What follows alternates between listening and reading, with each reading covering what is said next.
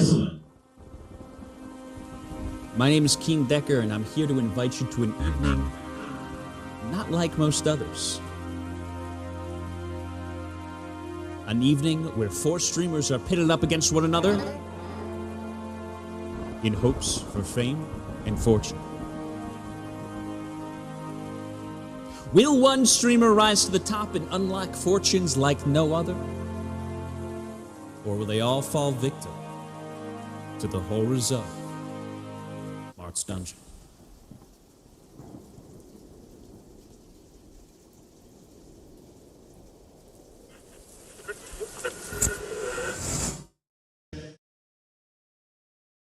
Hello, ladies and gentlemen. What it be? What it do? It's your boy Keen Decker. We are back here with some Marth's Dungeon. Let me put some music on for us. Oh wait, the music's gonna be really loud because I was map making. Okay. Yeah, I'm not finding the stream, Keen. I'll be able to post in. Actually, just give me 1 second, chat. I'm gonna go grab my stream. I gotta post it on the Discord quick. I need to post it on the Discord. Gang, gang, gang, gang. Your stream does not exist on YouTube. It just doesn't exist. So Yep. probably gonna have to deal with it. Let's see. Post in announcements. You guys set to private? No, I hope not. I don't think so. I think I set it to public. No, I'm just not seeing it on your channel. That's what I'm seeing. Might still be unlisted from the Patreon. Hope not. I thought I changed it, but I can check really quick. I can check real quick here. It's unlisted. Alright, give me 1 more second, Well chat. done. Well I gotta done. change this from unlisted to public. I changed it in Streamlabs. Everything's fine. Everything's great. Gang, gang, gang, gang. Gang, gang, gang. But welcome back, ladies and gentlemen. We are back here with Marth's Dungeon. Episode 25, I think we're at here. We last left off with Marth having a conversation with Vinit Pang, and Alice kind of infiltrating the castle to get certain things done. Just do work. Do what her father kind of asked her to do. It didn't go necessarily as planned, as Pivot, who was kind of playing some sports with some very nice gentlemen from Trell, who he ended up beating, by the way, which was very poggers.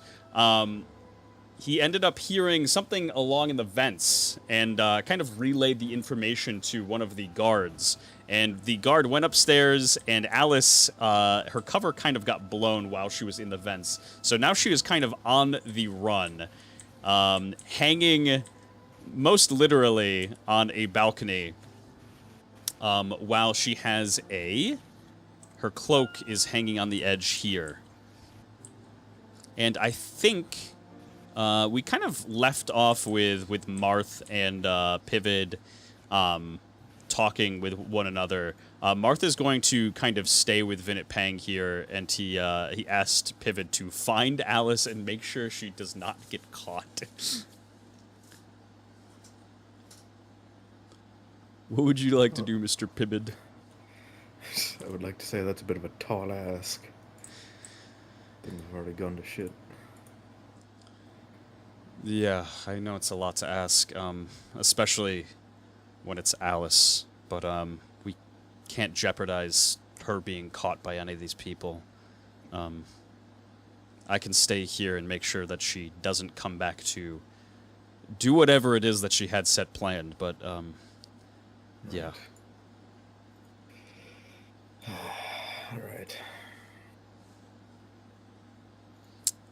And I'll see if I can't find it. Thank you, I appreciate it. And as you kind of say this, the guard here kind of just like drops from the vent. He's like, "Oh man, there was a lot of crumbs up in there. I'm surprised it wasn't a rat." Crumbs? Yeah, up by the vents. Hmm. Strange. And he is going to kind of climb back into the vent and start to make his way, like crawl and kind of track the steps of where she probably could have come from. Alright. Head back downstairs. You keep Ping safe. Thank you. I appreciate it. Off I go. So you head downstairs here, and by the time that you reach the bottom of these stairs here, these two guards have already made their way downstairs. I'm gonna bring them downstairs really quickly here.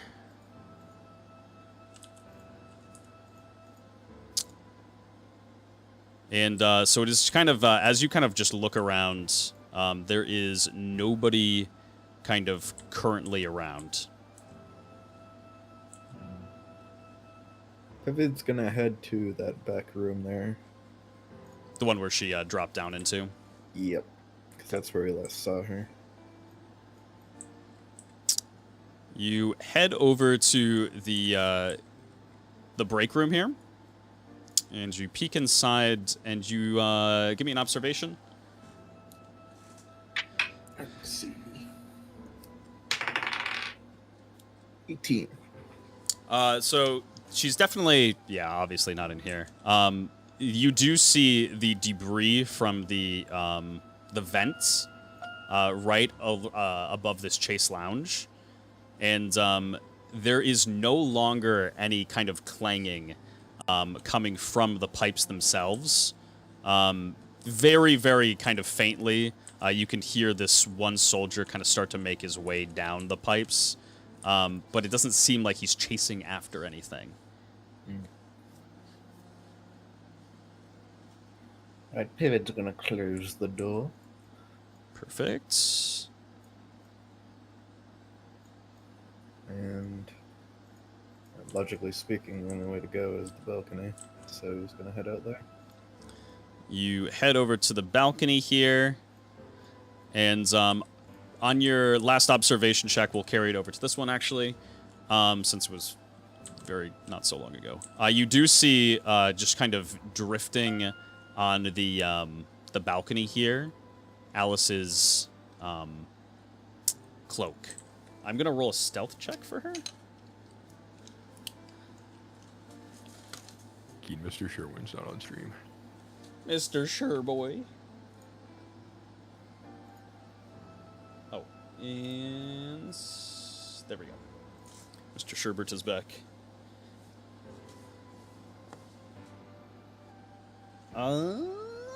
What's her modifier? It's probably not enough. Yeah, it's definitely not enough. I think she rolls in and around a 15. I'll have to get her character sheet open, but she definitely does not have enough to kind of avert your gaze. She's kind of just you can kind of tell you can just sense some kind of presence. It's kind of like when you're in a room and like you have like a fan on and like the fan is slightly obscured so it's not blowing as much air on you as it normally would be. You just have a feeling that somebody is around. Gotcha. And I see the cloak pretty obviously. Yes. Yep. Pivot's gonna head over to the cloak first. Head over to the cloak here. And as he like lays a hand on it and kind of looks over the edge of the balcony, kind of like overlooking the grounds to see where the person who left the cloak might have supposedly gone, he's just gonna say, "Man, I hope whoever left this cloak here gets out of the city damn quick. Place is getting on complete lockdown." And you just, recognizing your voice, you just hear a, "Yep."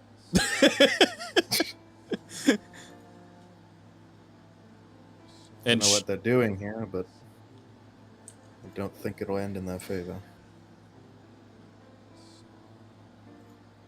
And she kind of makes her way up onto the balcony once more and hops up and looks around just to make sure nobody else is around.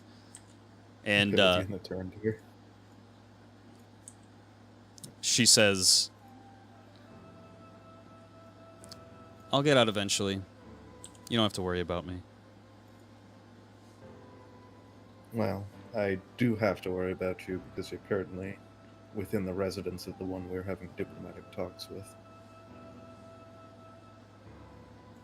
Oh, am I? Oh, wow. Huh. You know, I could have sworn that I was in somebody else's house. That's crazy. Where did you think you were? Oh, you know. I was just, I was looking for Lookdown. Look down. Yeah.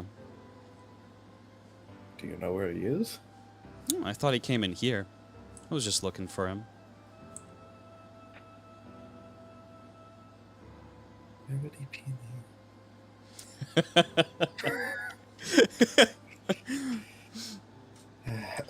Well, I lost track of him while I was inside the city. We both showed up here, taking a little vacation, you know. Oh, he left Hellspring with you? Oh, yeah. I told him not to follow me, but he ended up trailing me regardless. But it's okay. Do you know where he is? I need to speak with him. And she, like, smiles at you, and she's like, looking for him.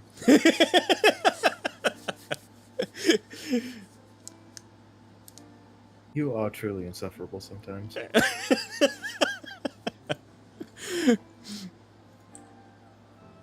And she kind of, like, gets a more serious look on her face, and she says, the guards, are they here? Several are searching the vents, swarming the downstairs area. And upstairs, bit of pang is under guard. So your best exit strategy would be the balcony, but that's closing soon. Town guard is gonna be on alert soon, and they'll freaking lock down the city. And as you kind of are saying these things, you hear just across the vents, the guard is kind of making his way through and getting close to kind of the drop-down area. She kind of grabs the side of the railing and sighs.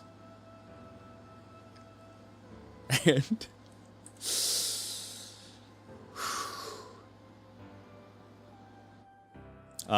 she says, well, I guess I'll have to come back. And she kind of leaps from the side here and makes sure that she's kind of as far down as possible before she drops.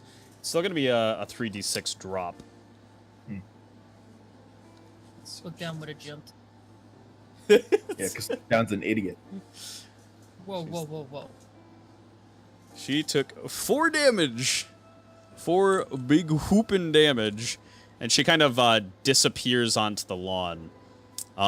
As she kind of lands, you can see Pivot just across the way here that there was originally just kind of one guard guarding the front side of the lawn.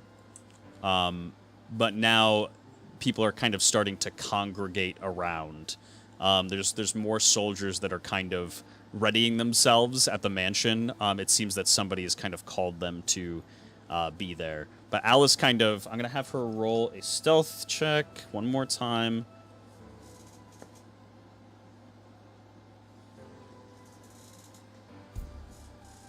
Let's see what her modifier is. Oh, no. She has not been getting great stealth rolls in this scenario. Yeah, she's also getting my DM rolls, so that's... Oh, no. It probably doesn't help very much. Let's see, shared with me.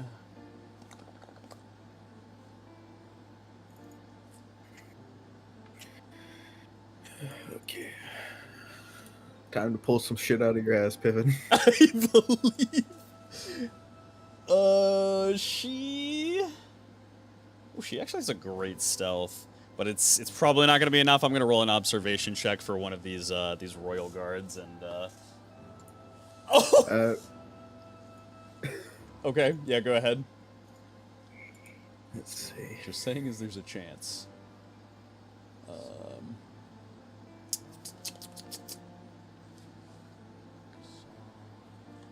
Selenian, Royal Guard. So Pivot's going to use Birds of a Felllight.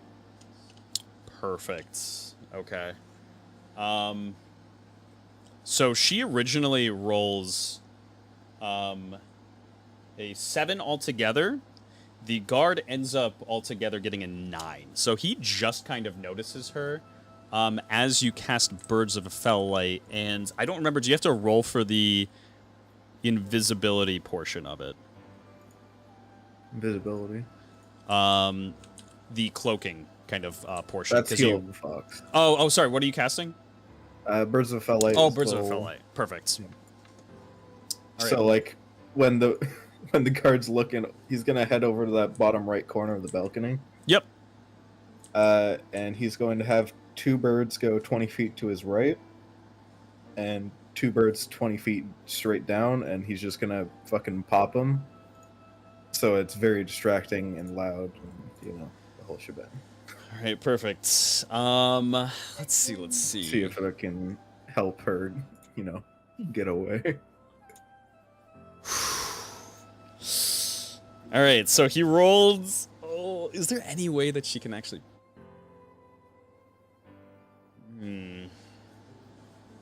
Trying to think here. So you're popping one that kind of directly in his line of sight, and then a couple off in another direction away from her. 2 pretty much directly in his line of sight, and 2 in another direction. Okay, so first of all, I am going to hit just a con save here to see if he's blinded. It's 11 or higher. He hits. He rolls a 19, so he passes it very well.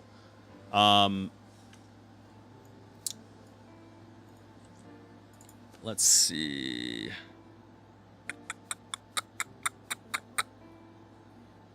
I'm gonna have him roll. He passes the blinds. I'm gonna see if this one bird distracts him, however.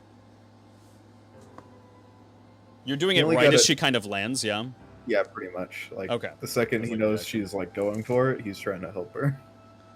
And it's only a 2 difference on the roll between stealth and observation, so... So, I rolled for him on the birds to see if it actually distracts him. The blinds, it doesn't actually catch him, but this bird that you kind of cast over in this direction, he notices and it detonates. This one, perfect. Yeah, so he is distracted just enough as she kind of makes a dash for it. She gets probably. Actually, let me take a look at the overall structure of the outside here. There's a fence, if I recall correctly. There is a fence. I don't remember if there was any trees or anything along the way of the south fence that she can kind of dash behind. Let me bring both of you into that map. I believe. Flashback! Flashbang! 4 flashbacks! Fuck it!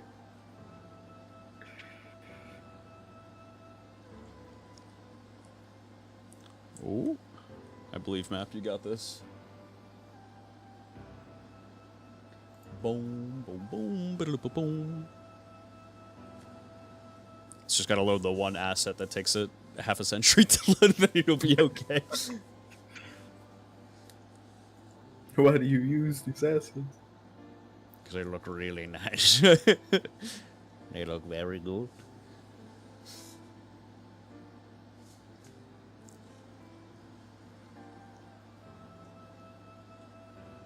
All right. Perfect.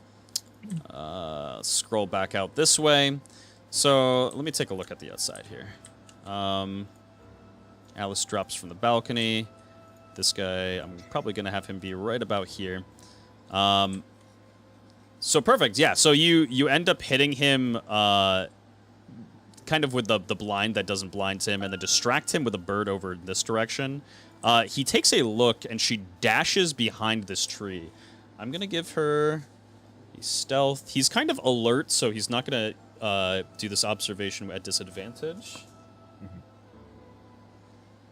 Ooh, she rolls pretty well. She gets a 19. He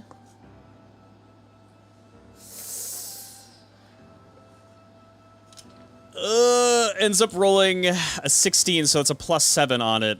He has a 23 altogether. He notices that something kind of gets behind this tree, and is going to attempt to jump the fence. She notices that he's starting to approach her, and she is going to try to make a dash for it. Alice is much faster than this creature. Wow, not even a guard, but a creature. Yeah, this cretin. Ugh. Let me put the grids back on really quickly here. He hops here. She probably is dashing right here. I'm going to give him 5, 10, 15, 20, 25, 30, 35, 40, 45. Actually, I can just use the measurement tool. This is what the measurement tool is for, chat. Wow. So we're looking at like 60 feet. He's going to attempt to huck his weapon at her. He has a great axe, I believe. Let me open this bad boy up. Can I cast something beforehand? Sure. Yep. All right. I'm going to cast Promise on Alice. Okay. Do you want to read that for chat? Sure thing. The caster forms a circlet of light, gifting armor to themselves or an ally for a single hit. Once the armor is hit, it will fade and must be cast again. The armor value heals fully on a long rest. The base armor value is 4 and gains +1 of the armor for each time it's cast permanently. Perfect. Let's see. So it's 4 temp HP for her if she gets hit. 4 temporary HP and Selenian Royal Guard attack.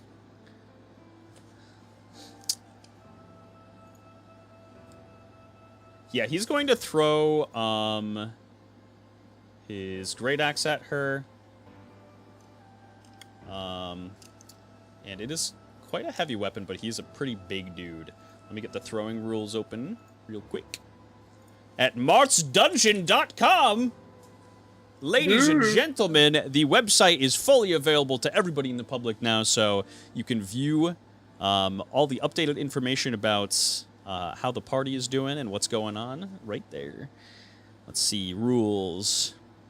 Let's go to throwing. So he was 60-something feet away. Okay, so regular objects can be thrown to a base of 70 feet. Heavy objects, this is indeed a heavy object. Up to 35 feet, this can change based on your strength modifier ×2.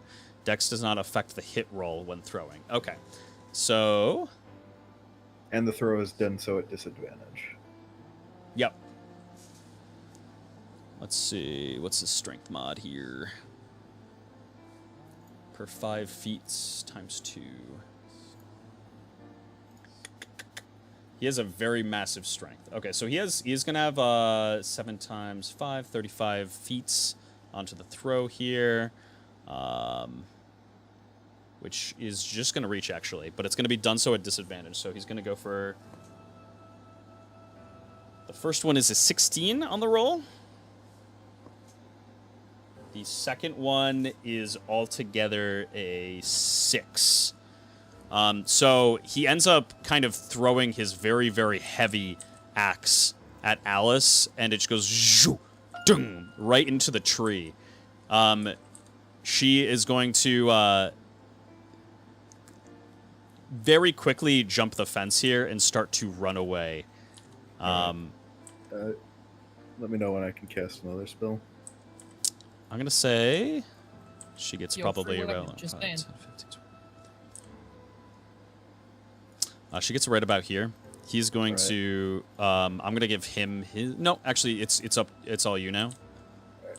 I'm going to cast Wavering Chain Lightning towards Alice, missing on purpose. Okay, perfect. Where are you aiming towards in particular? Generally, like Around 2 tiles her. up, 1 tile to the left from her.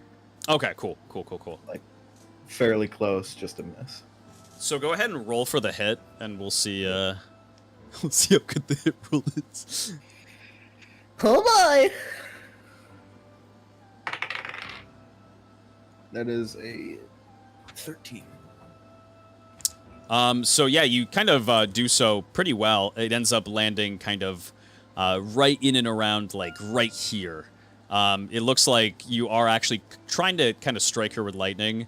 And the guard looks up to you at the balcony. He's kind of stepped out from behind the bush now, so he's more visible when casting.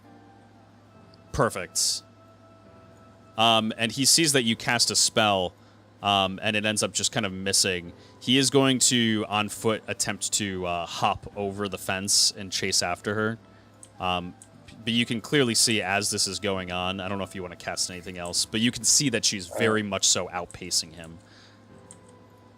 I think it's probably getting out of my range now, so I don't think Pivot can cast anything else. Yeah. She's probably going to be in and around here. He is going to start to run. You see, as he's kind of leaving the area, several guards are starting to approach. As it seems that she actually escapes right in the nick of time. These guards kind of... A couple of them, I'm going to have them roll for an observation. They definitely, I would think, have seen the lightning. I'm going to have them do it with advantage here. Well, they're probably seeing the giant Selenian fucking running across the lawn.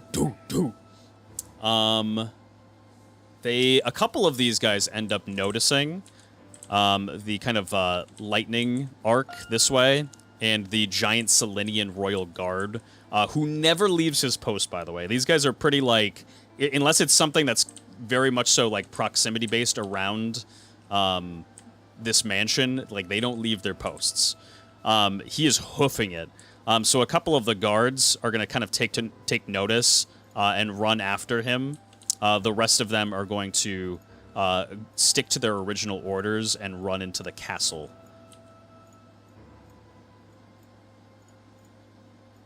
Alright.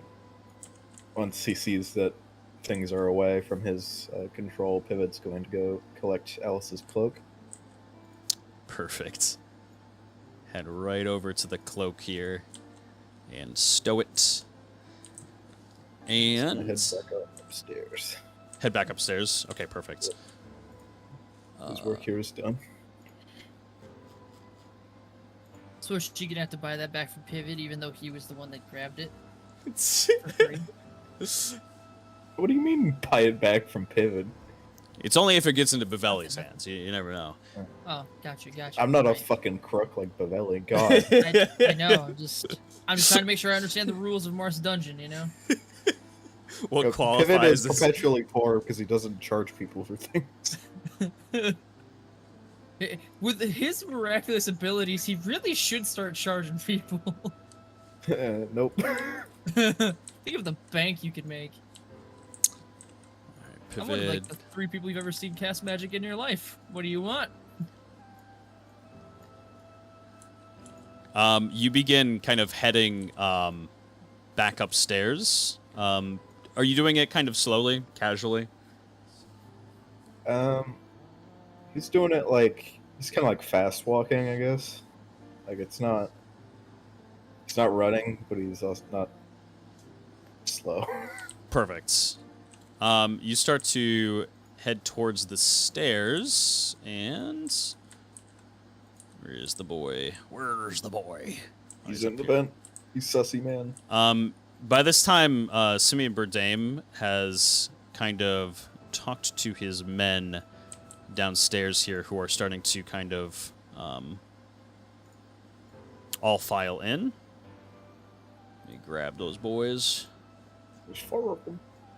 4.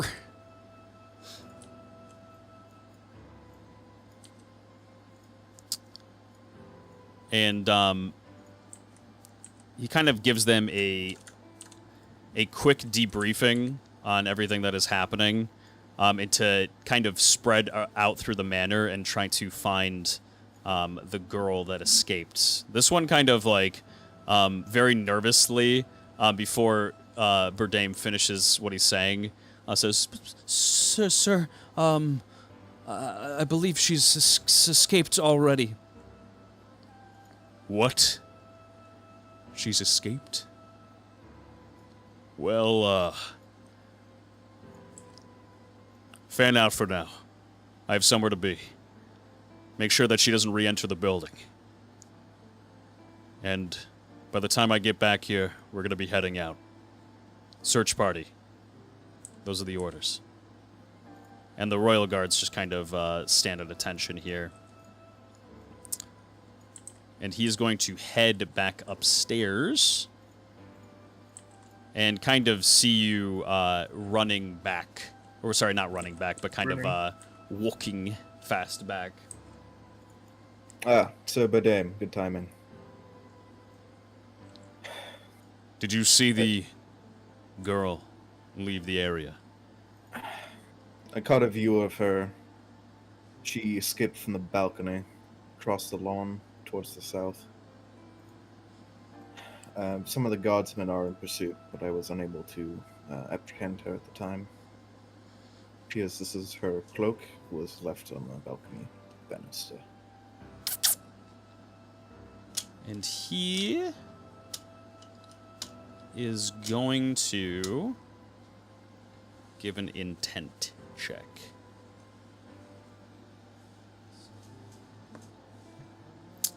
Let's see. How good is this? Give me a persuasion. Okay. Oh, 19. Perfect. You do convince him. He kind of, for now, just like nods his head and says, "Understood. I'll get everybody's side of the story in just a little bit. I have priorities. I need to make sure Vinit Pang is safe." Understood. My Lord Marth is currently guarding his room. If you would like to join me upstairs. Of course. Do you recognize this girl? I've not seen her before, no. You get to kind of right about here, and he kind of just freezes up at the stairs, just ever so slightly, and says, "Well,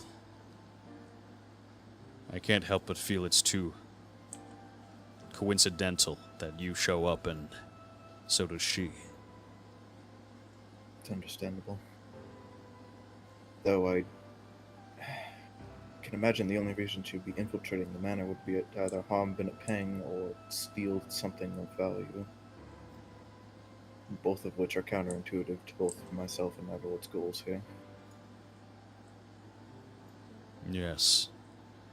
Well, I don't mean to point the blame at you. I want to make sure all bases are covered. You're doing your job as the best you can. I can only commend you for that, Sir Burdame. Perfect. And you This head... guy thinking Pivot's to blame. Who does he think he is? I wonder why he's so suspicious. I want to speak to his manager right now. Yeah, right fucking now. Get Mr. Vinit on the phone. Get him down here right now.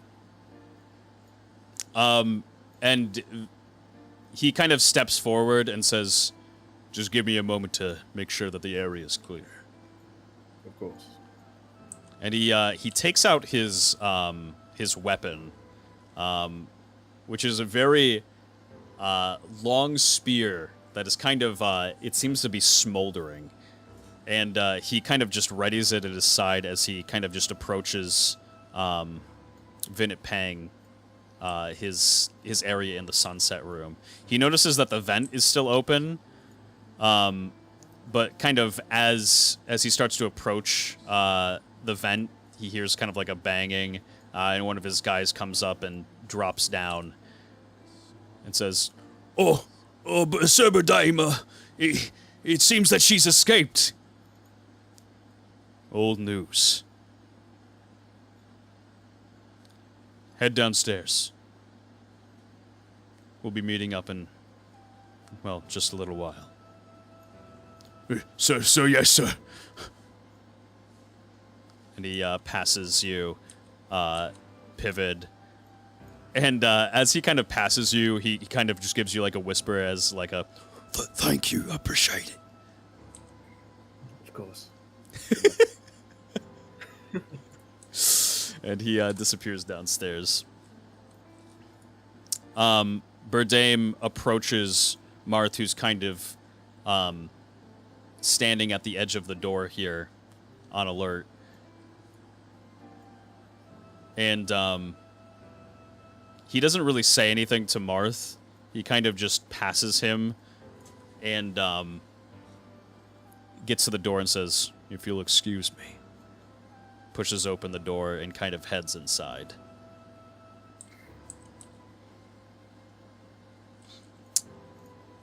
And finds out that Martha's actually already killed him. yeah, he's dead on the throne. What can I say? Old news is canon in Marth's dungeon. Oh my lord. I love the Uncle Grandpa episode. After a small amount of time passes, Sir Burdame opens the door once more, takes a look around, and he says, "You're free to grab your assistant. He's waiting for you over at the stairs." And Marth nods to him and heads over to you, Pivot. Burdame is going to go over to the vents and kind of sure it up and make sure it doesn't kind of move again.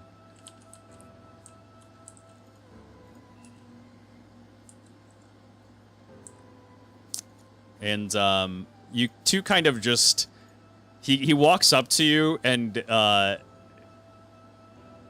attempts to kind of just read your body language. Does not say a single word. Pivot just like slightly nods.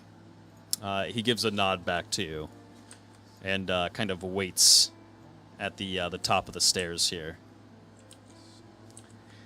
All right. Open map. Very well done, Sir Pivot. Yep. You saved the day. Meanwhile, look down, having a nice dinner. You better believe it, baby. Where is it? Look down, just getting used to the extravagancies of life, you know? So, you've been traveling through the city for a little while. Look down. With Valrizzi. He's been going kind of place to place to place, and seems to be very dissatisfied with kind of every single restaurant he comes to. He finally comes to this restaurant that is called Crunchy, and he opens up the door and says, Yeah, I think this place is about as good as it's gonna get. I think we search any longer and we're gonna run out of daylight. Place is probably gonna start to close down. Okay.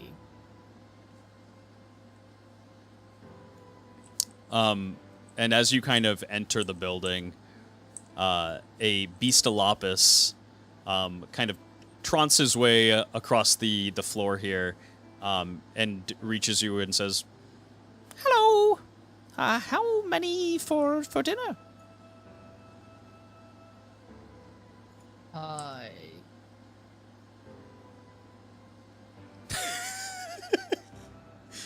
Hello? 1, 2. Two for dinner. Oh, Okay. You can take a seat right over here. And he points over to this this table here. Yeah, come over, El Doozy. Oh, yeah. Where are my manners? Thank you. he like kind of bows his head a little bit to the Beastalopus and makes his way over to the bench and sits down. I do not bow. A little bit of time passes, and there are kind of just menus laid out for you on the table here.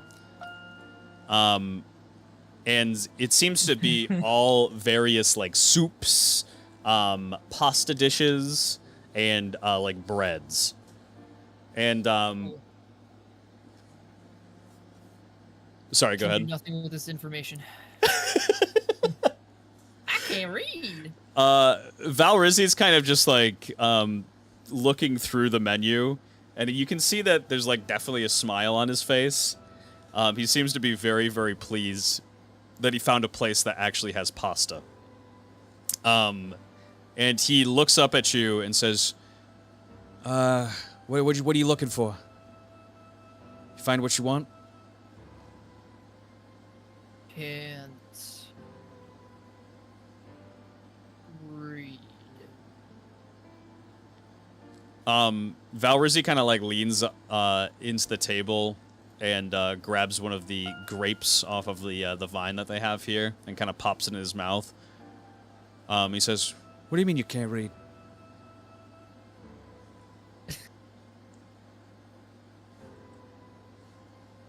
Can't read. Huh. You're living in a castle. Okay, you know what? Sure. I got you. and he comes over to sit next to you. Do you move over for him a little bit? Yeah. Okay, perfect. If I have enough wherewithal to scooch over, right? I know what a scooch is. Scooch. And he starts to kind of point at various things on the menu, and He says, well, personally for me, I'm going to be getting the special pasta. I don't know what special is supposed to mean in this case, but, you know, it looks pretty good. Any pasta is good pasta. Then we got some soups here. There's no meat in the soups, which is a bit odd. A lot of vegetable stock. and he like points down and he says, Yeah, there's bread too.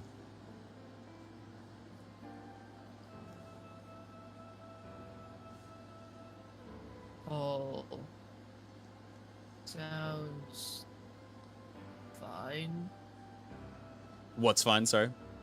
All.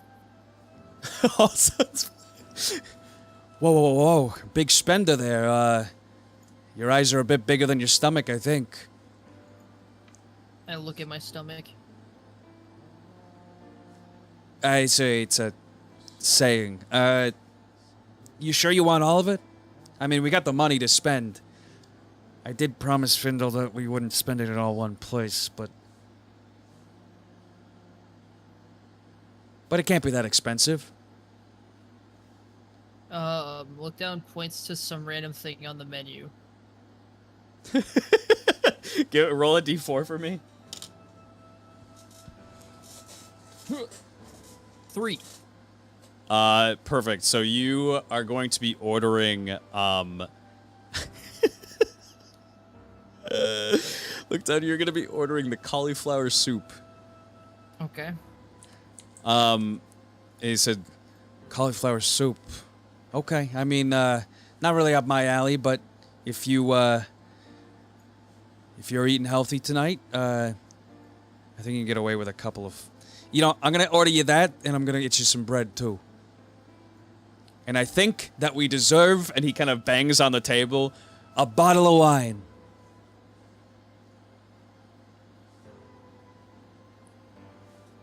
I knock on the table. Yeah, that's the spirit. One more time. I knock on the table. you can tell that, like, the people are kind of just, like, looking, more at you now, and the waiter is like right behind you as you do this. Can I what would you like to order? And he kind of just like tries to make his way over to the other side. I'm gonna get myself a big dish of this special pasta, okay? And El Duzzi, you want to order?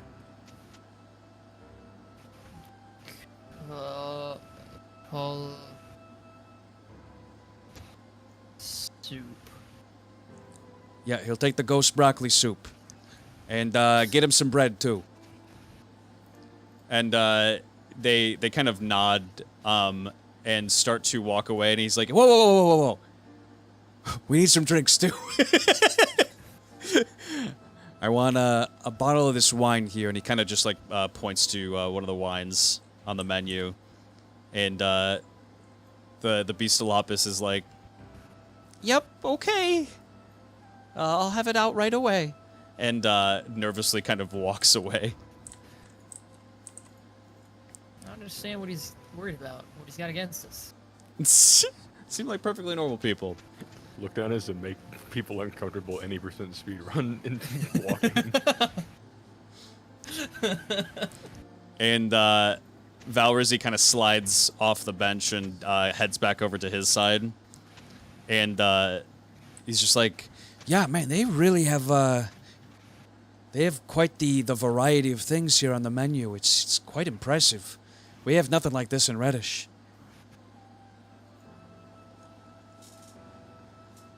Only 8 potatoes. you say you only eat potatoes? Only 8 potatoes. Oh, got you. Yeah, we kind of in the same boat, I suppose. We have some luxuries in certain foods, but we're not allowed to go outside the walls, so it kind of restricts what we're allowed to eat.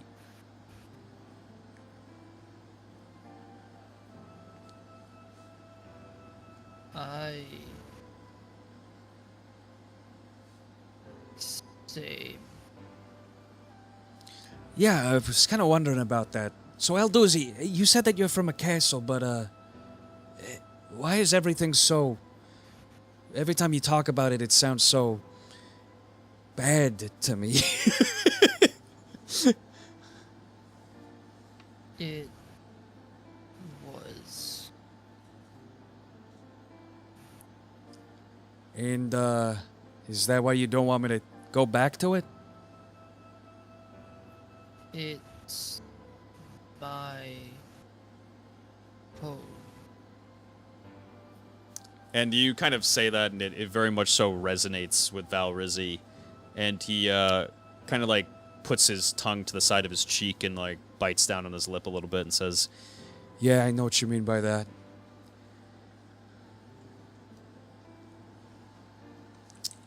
Want to see it again.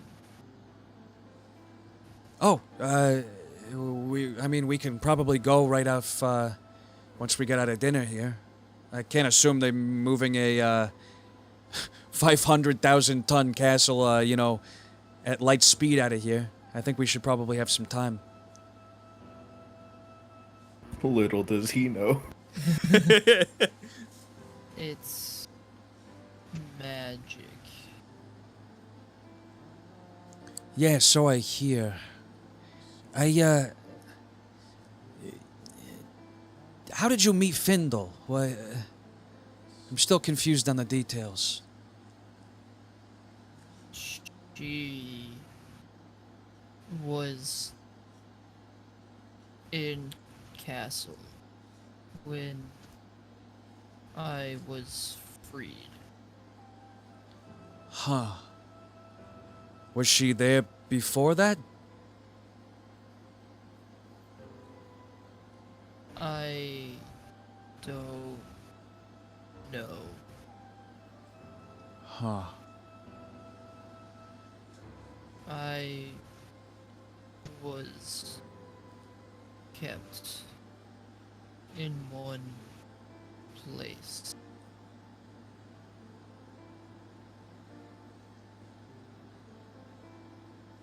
So you were, what was your day-to-day like? You just didn't do anything?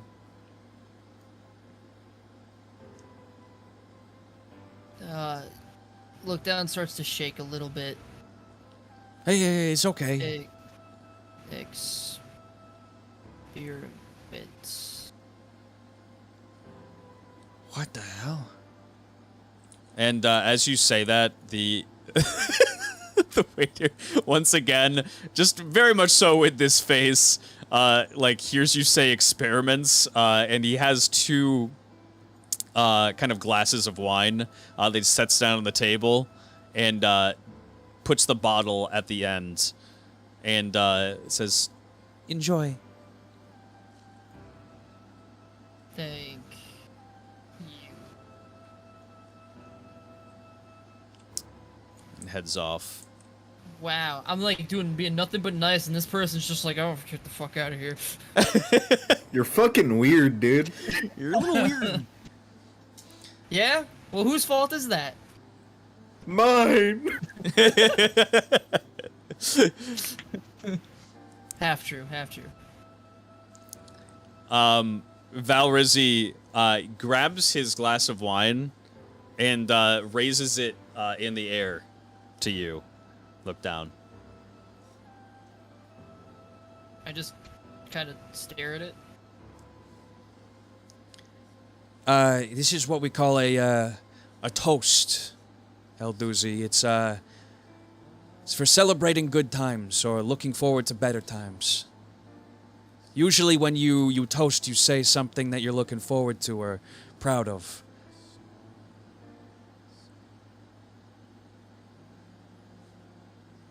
Look down, stares down for a second. I guess, is it in a glass already, or is it in the bottle still? It's in a glass. Yeah, they Okay. poured it into the glass before they left.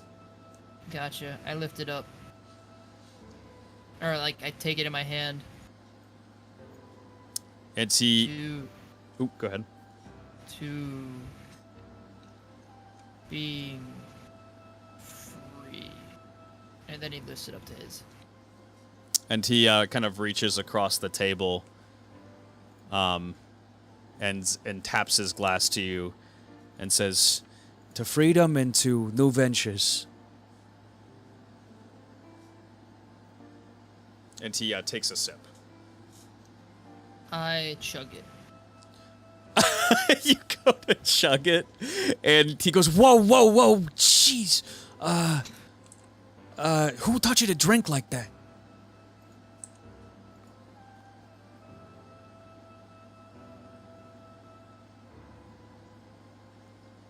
No one. Okay. Well, when we're in the restaurantes, we just very casually swirl our glass a little bit, lift it up to our lips, and take sips. It's healthier for you, so I hear. Okay. And I just kind of do exactly what he said, what he does, and then take a sip. But it's definitely Beauty and the Beast-esque sip. But I'm holding it like a regular wine glass. I have like the full hand around the neck. Man, it's really damn good. Back in Reddish, we only have that one wine, and it's, it gets the job done, but it's so bitter. These grapes are so delicious. Is okay. Okay. and he kind of like sits back a little bit. He's like, yeah, Okay, yeah. Maybe it's not for everybody. but it's like to him, it's like a crime not to love wine in Reddish. So he kind of just like leans back and he's like, Okay, that's fine. I'm sorry, real life me doesn't like wine, and I just can't say it's good. he sets his wine glass down, And He says, "So, El Doozy,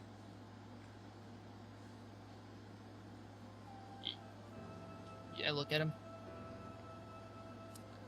I hope you know that I don't,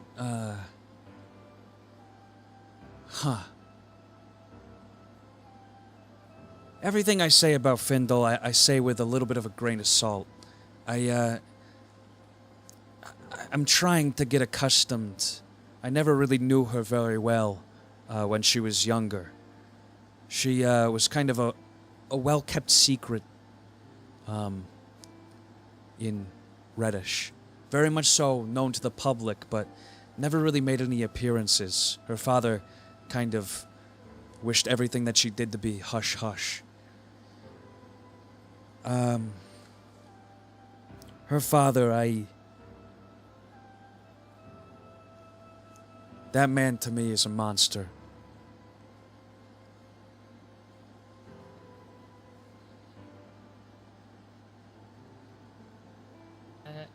Bad.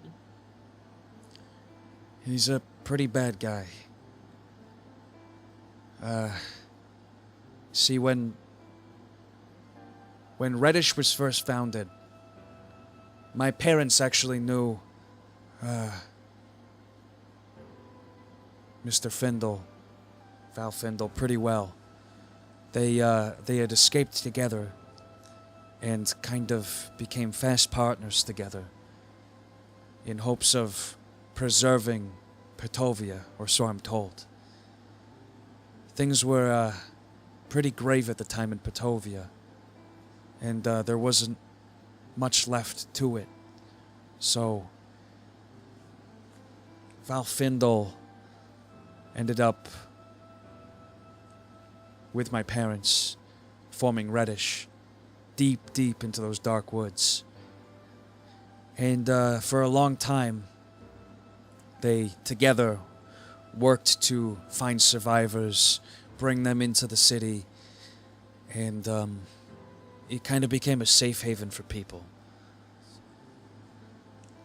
But it kind of stopped at a certain point.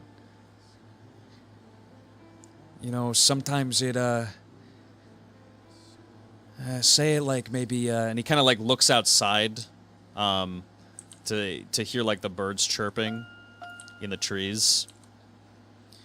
say it's like a bird who gets its wings injured.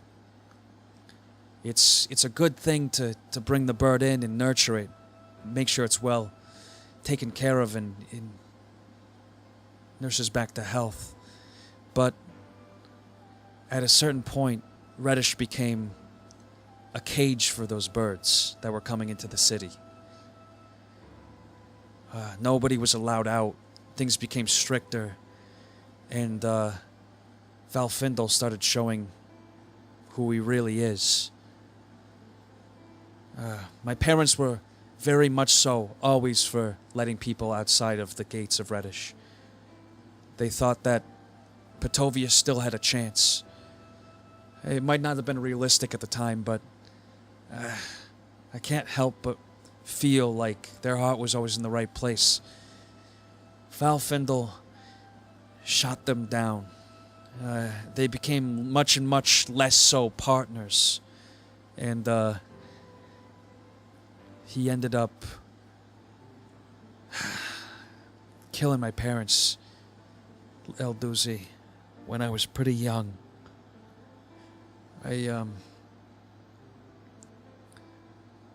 I'll never forgive him for that.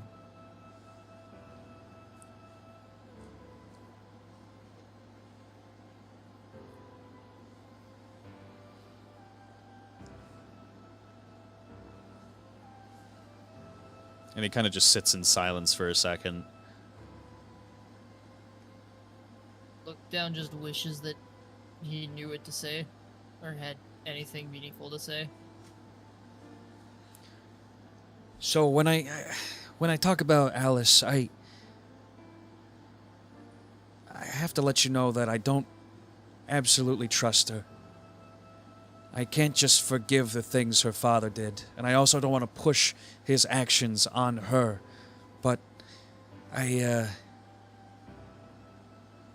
well, I just hope that she's better than her dad. That's all. She is. Yeah. First, I saw her. She was nice. And really only nice to me.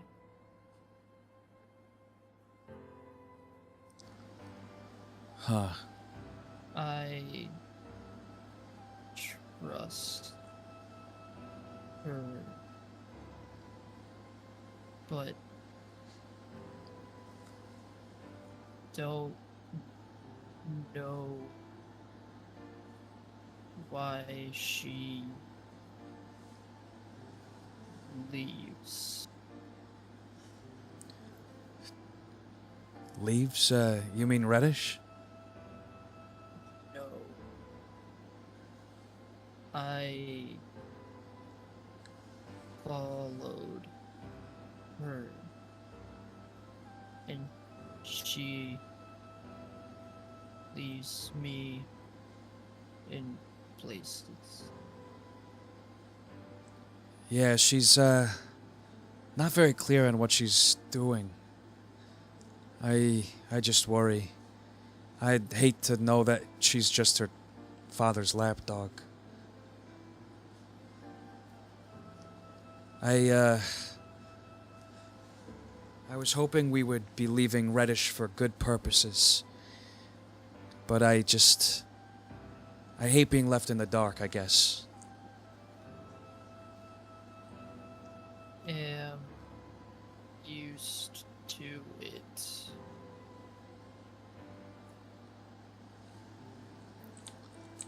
And That means it literally. yeah, literally.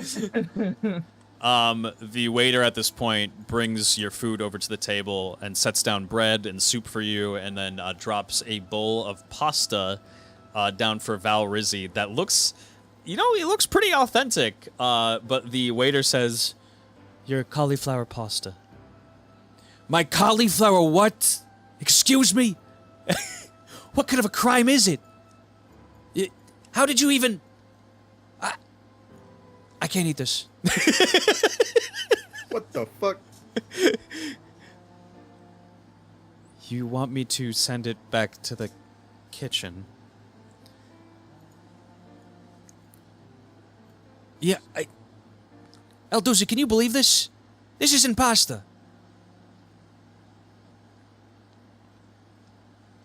Okay.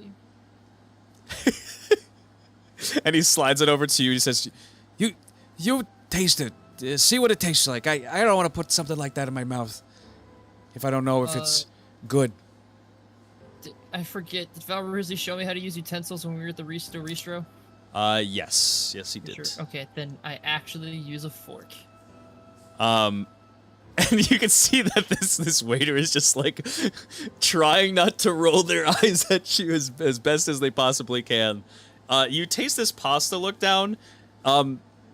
It tastes very similar to the pasta that you kind of had when you were in Reddish.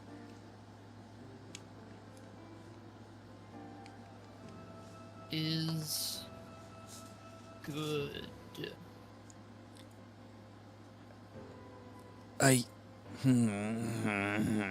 And he's like, I push it back to him. he like grabs onto the bowl. He says, well, I don't know if I trust you on that one. You said you don't like wine. And he kind of like swirls up some pasta and puts it in his mouth. And you can see just a very like proud look on his face as he kind of doesn't want to say anything about it. But then he slowly kind of like lets out a, Yeah, it's all right. Compliments to the chef. No, you don't have to send it back. I'll be fine with this.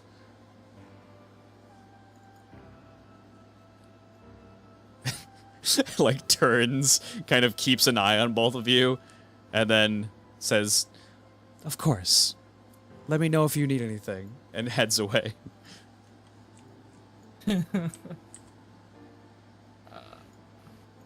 I just start feasting. I am not prim and proper like I'm supposed to be, but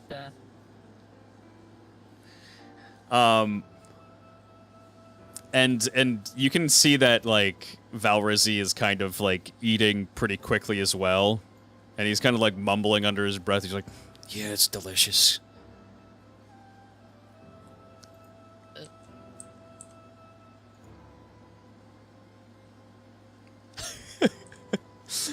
and you both kind of start consuming food pretty fast. As you notice more and more people. Hold on. More and more people are starting to show up at the restaurant here. And they seem to kind of be congregating. Some of them are like sitting down at tables and stuff, but most of them are kind of heading right over to the bar and talking to the bartender. The place is getting relatively crowded, and you can hear that there's kind of like a lot of noise coming from like the bar areas. People are just kind of like talking amongst themselves. The waiter is kind of like squeezing his way back into the kitchen and making his way in. This bartender, you can clearly see, is like slinging drinks as fast as he possibly can to all the customers.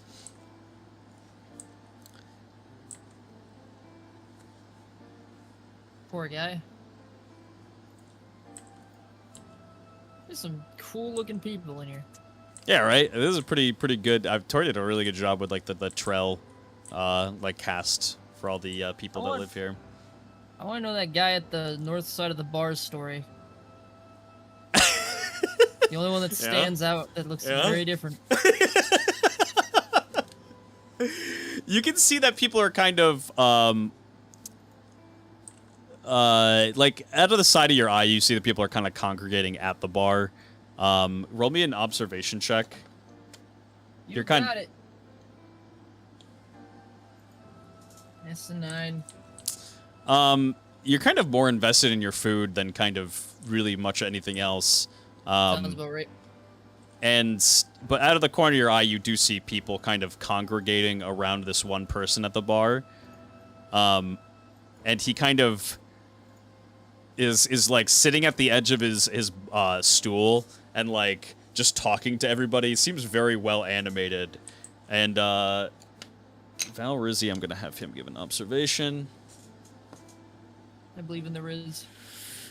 He gets a 10 altogether. He's just kind of happy eating his pasta. By this point, you guys are probably about like halfway through like the wine. About halfway through your meal as well.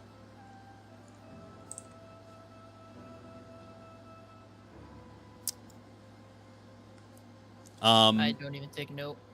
After a little while, I will say that Valrizi kind of like slides off the bench, and he says, I'll be right back. I'm just gonna go see where the loo is. The loo? Yeah, loo. It's the place where you take a piss. Oh, excuse me. Where you relieve yourself. I don't see anything around here though. and he kind of like sees that people are kind of the staff is kind of all over like the kitchen area and the bar area by now, and he says, I'll be right back. Look down, just like, I had to piss in a bucket, so... no fancy Gotta look for a loos. bucket. Looks for the mop bucket. Oh god.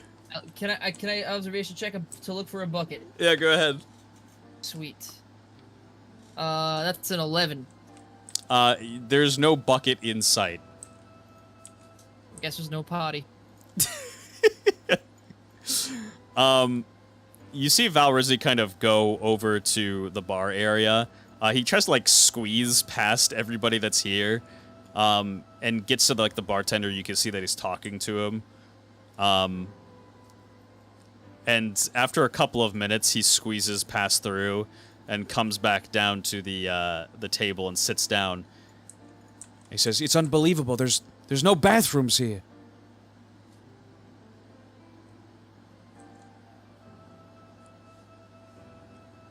Their response was, "Just look to the earth."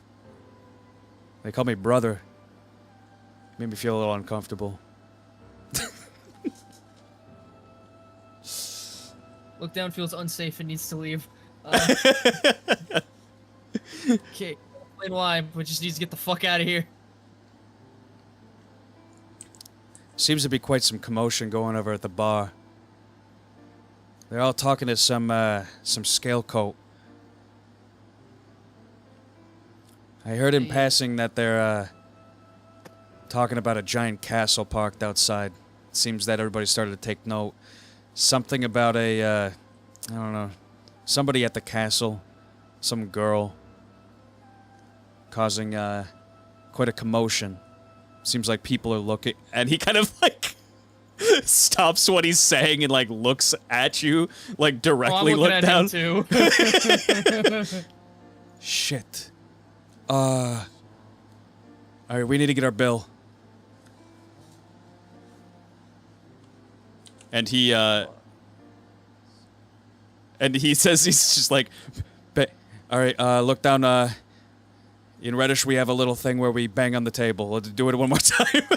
It seemed to work last time. Look down is so fucking lost right now.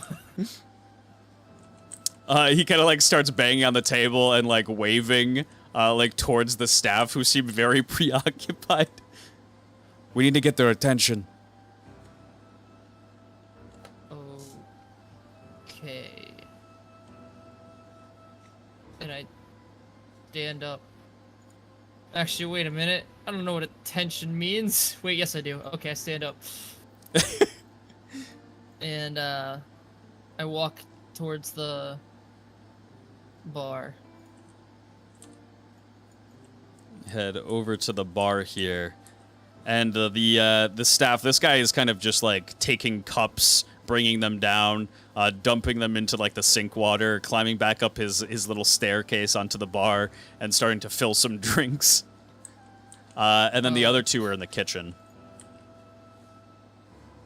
I just kind of stand there waiting for a second, and then I go on the south side of that. I don't know what it.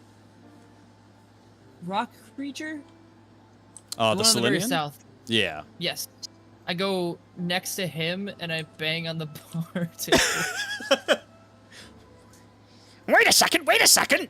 I'm busy here. Can't you see someone who's busy working when you see one?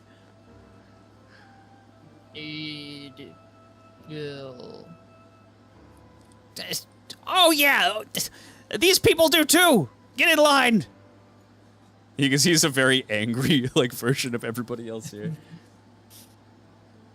I just stand there and wait, I guess. And he's Valrizzi kind of notices that you run up and kind of walk up casually and bang on the bar, and he like slides in behind you and reaches into his pouch and pulls out. I'm gonna have him pull out 200 gold, and he slaps it on the table and says, El Doozy, let's get out of here. Okay. And then I leave with him. he kind of grabs you and starts rushing out. Map, open map. Why? Scared. They were talking about that girl at the castle. And he's kind of like, just almost out of breath, being very like anxious. And he's like, I hate to think that it's Alice. I just want to make sure that she's okay.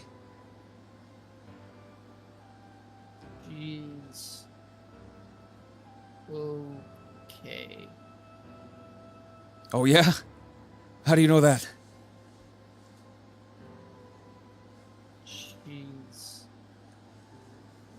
always okay. Oh. Not this time. She's fine, isn't she? Oh wait, no, she stole my shtick. I'm gonna be real pissed off when I find that out. You jumped off an area? How dare you? That's You my looked downwards. You looked down and jumped off of a high place? That injures you? Alright, perfect. Next he's gonna start wearing an eye patch. Yeah, right? Stealing the fashion sense and everything. I'm an original character, shut the fuck up. She was almost in chains a little while ago.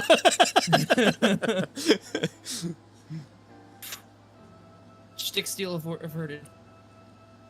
These mosquitoes are crazy. How crazy are they? They're very crazy.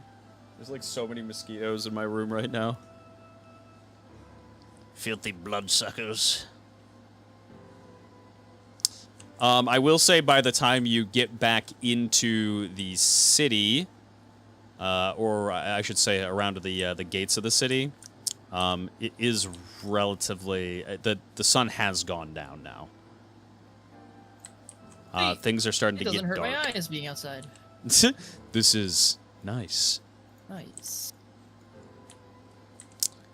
By now, Alice is kind of long kind of disappeared. And you show up in town. It seems that like everything is pretty quiet.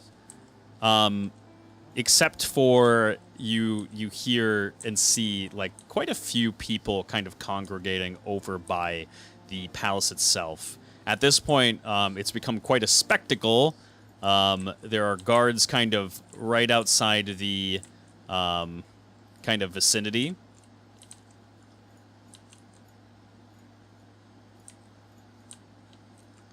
Alright. They're kind of all around here. And there are quite a few townspeople as well. All kind of gathering around. Oops, not the Reddish Town people, though. That would be wild. The guards... Ooh. I got everybody out here, yeah? Perfect. You arrive into the city, Elduzi and Valrizi.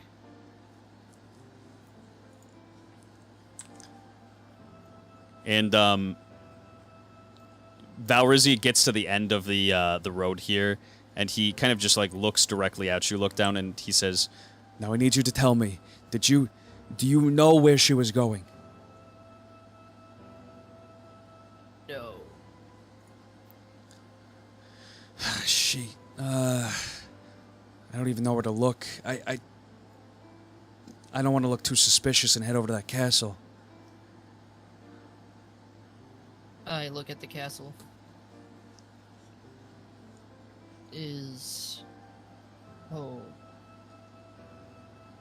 Oh, Might go there. shoot. Yeah, you might be right. It's worth a shot at least. I'll let you lead the way, though. I don't feel comfortable entering somebody else's house without their... with... Okay. Can meet friends. These friends, were they the ones, experimenting on you? One. Yes. Elduzi, that's not what I would qualify as a friend. They are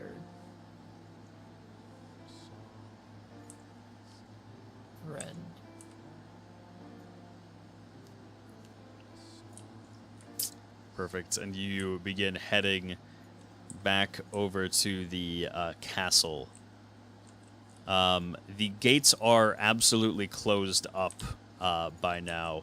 There are a couple of guards on the scene here.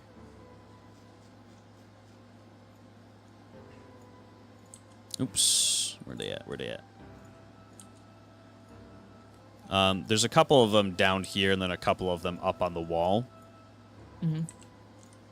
And as you kind of approach, they kind of put their hands out and say, nobody's allowed to leave the premises of Vippen. Why? There's been an attempted crime. Attempted assassination. Okay. And, go ahead. To go. Oh. Yeah, well, we can't allow that until things are settled.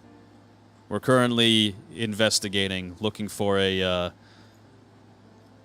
young woman, skinny.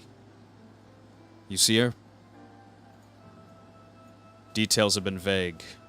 You two, are you around from Trell? From Vippen?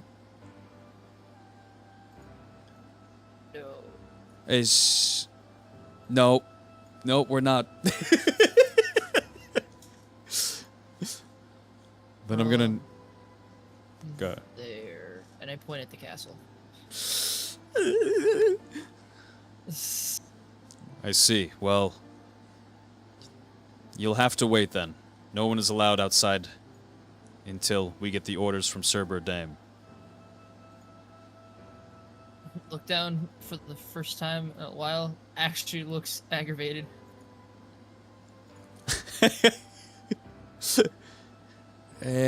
Aldouzi, I guess we might have to wait.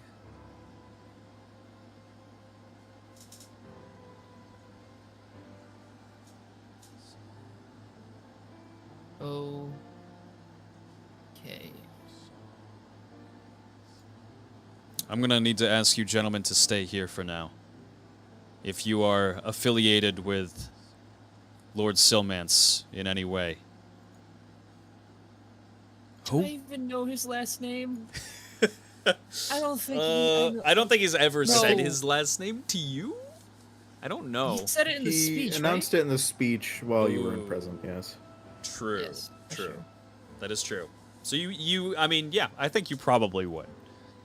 I know him. All right. Well, I'll need you to wait here.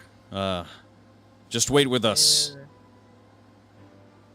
Where is he? He's still with Vinit Pang inside of his castle. We're awaiting orders to determine what to do next. It seems like... Down starts walking towards the castle. Hey, I told you to wait here! You know, maybe it would be best if we did wait here. And, like, Valrizzi kind of, like, backs away a little bit and looks at you.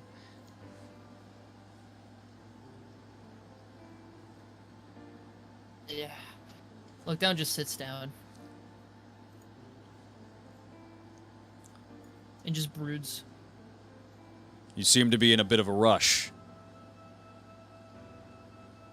Haven't seen friends. Well, I promise you'll be able to see them, and he kind of, like, looks over to his friend here, again soon. If things go the way I think they are, we're probably going to have to investigate your castle. Try to find this girl. No other leads have presented themselves. No one seems to know who she is. The only intel we have to go off of is that you came into Trail today. And, outside visitors are probably to blame for this. Not to say that your prince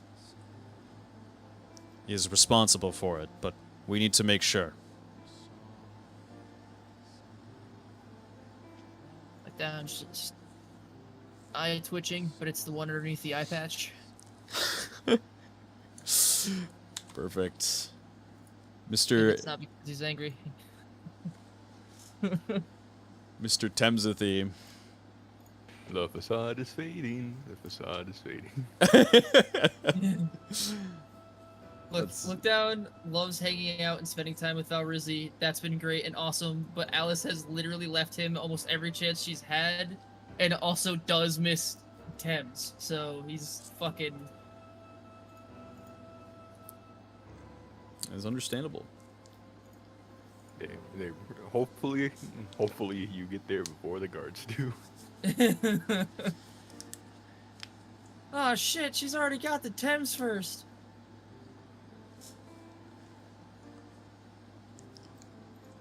Alright. Let's see. Oh god. Alright. Let me just load up this map quickly, get things ready. How's it going, Candy? Flat color. Imagine the guards get there and the first thing they see is Maxwell. Oh man. That's the best possible ending. I don't know what you're talking about. It's... Who wouldn't See, be the happy only with problem that? is that Lookdown's still struggling with this whole freedom thing, and they're basically like, no, you can't go home. And he's like, motherfucker! The Patovian rebel army consists of Thames, Pivot, Max, Agatha, and Penelope. Let's see. Alright, player screen. Let me put this back on. Hi, player screen. We good? You guys can see everything now? Yes, yes. Yup. Alright, change the music up here. Thames, we enter your little dreamscape here. We last left off with Thames promising his mother and father that he would go looking for Philip. And he heads to Denland. So Thames promised the family he'd look into the rumors and took a temporary leave from work. Denland was known as a growing city. The west side of Denland was a tourist trap that invited thousands of people each year. It was teeming with talented artists, precisely its musical talents. However, it was common knowledge that the city's east side was not to be traversed by common folk. East side over here. Helvesti, Mechalite's largest mercenary group, operated out of East Denland. You stood out like a sore thumb if you weren't a player. Sore thumbs didn't make it very far in Denland. Thames was clearly a sore thumb. And let me enable the fog of war. Bring you up here.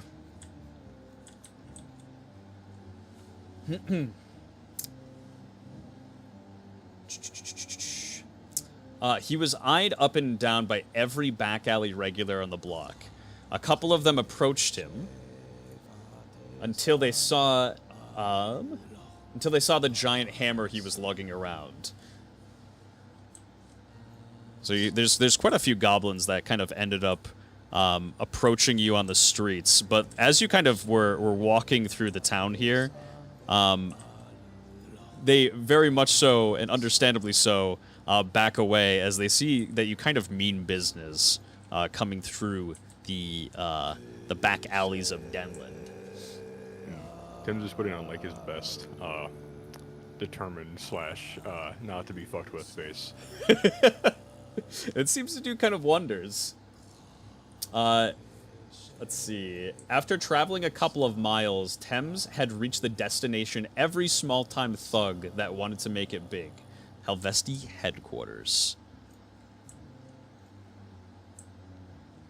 All the way at the ends here. The building looked like any run-of-the-mill, beat-down fixer-upper. The structure had been around for so long that vines were growing off the sides of the walls. The bricks had begun degrading and turning an odd greenish hue. However, past the heavy metal door, a sliding entry door, the place was like a palace. And you head into the main area here. The bottom floor of the building consisted of bars and card tables.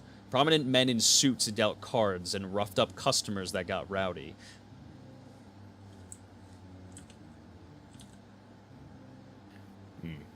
I'll just keep pushing to the second floor, or the top floor, rather. Perfect.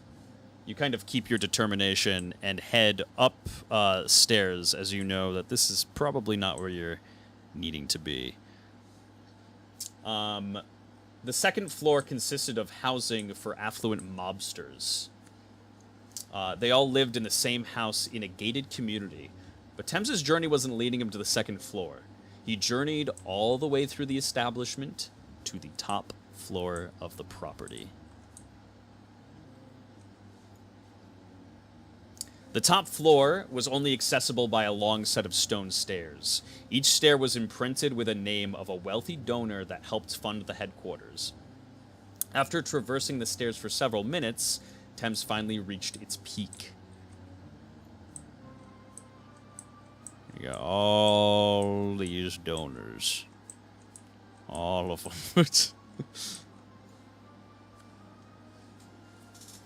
them. After traversing the stairs for several minutes, Thames finally reached its peak. The stairs led to a single small door with 2 guards standing at attention. I'm going to, look at them intently and say, I'm here to talk to the man in charge. It's definitely a forced voice, but Yeah. Thames is 100% trying to deepen his voice as to seem more intimidating. The 2 kind of guards look at you with somewhat of their combined one brain cell, and they look a bit confused and don't really seem to know exactly who you are or why you're here. They get a little bit defensive. I'm here for my brother Philip, and I'm not leaving until I see your boss. And unless you want a breadcrumb trail leading back to your illegal operations, I suggest you open the door. And a soft buzz rings out from behind the door, followed by a voice. Let him in. He can keep the weapon. One of the guards kind of reluctantly opens up the door, while the other kind of, as you approach Thames, pushes you in.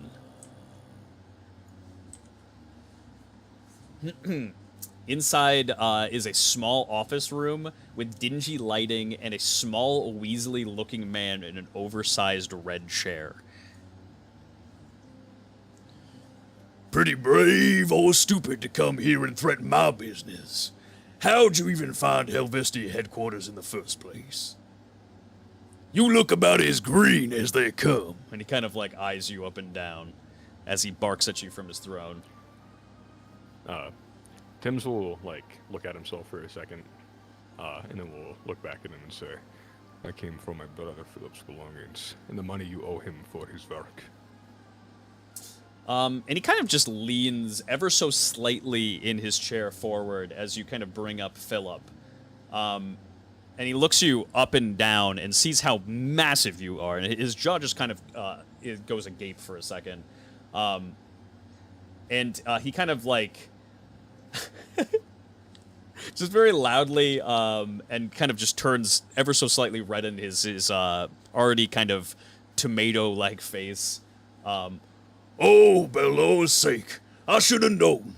I take back what I said about you being the greatest schmuck who ever walked in here. Philip took that prize easily. And Turliads, by nature, are very kind of patient creatures. And Thames, in his youth, kind of very much so, even more so. But each word that this man kind of speaks makes you angrier and angrier, Thames. Gotcha. I'll say. He worked for you for years. I've taken his assets and his body back home to his family. Nah, I don't think so, green tits. And he kind of gets a little bit more serious in the face. Per contract, a merc must complete his mission before he can cash out and leave. Your brother's target is still alive, so unless you look it... Yes, fine. I'll take care of it. And, Thames, roll me a will saving throw very quickly. Gotcha.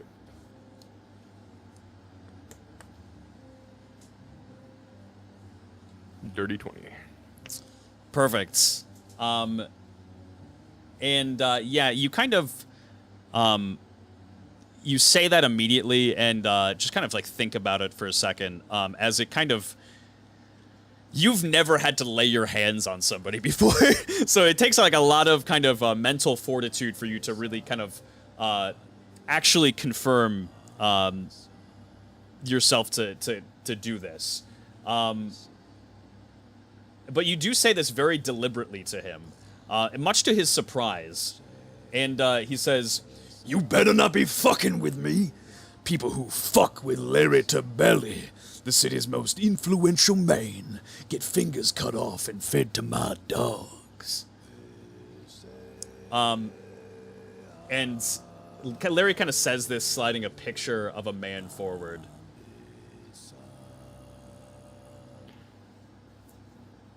I kind of like won't respond. I'll take the paper off and like hold it up and then just kind of look at the picture, look at him, look at the picture again, look back and say, who is he? Perseus Gale. No. Who is he in life? What did he do to deserve this? None of your business and not your problem. If you want your brother and his money, you'll kill the target he couldn't. You'll find him a mile down the road at a place called the Leaky Canteen.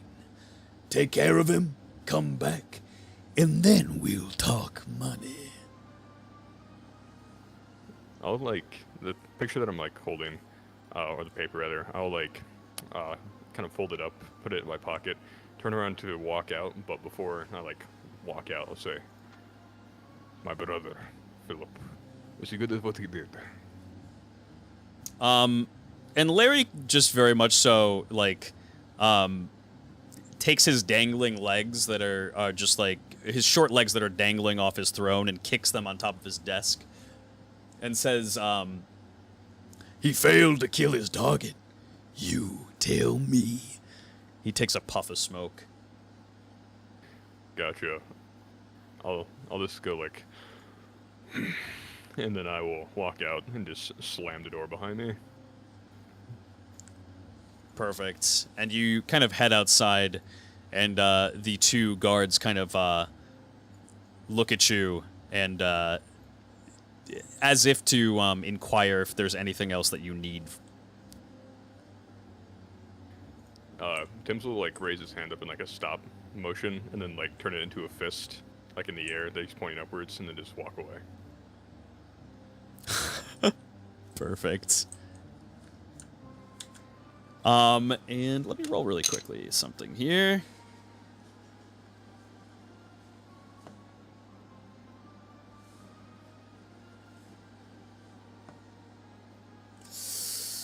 Perfect. We are going back to the castle here. To Vinit Peng. The mansion? The mansion life. I'll change the music in just a second. I just don't want it to literally crash on me. Oh, don't crash. ruthless.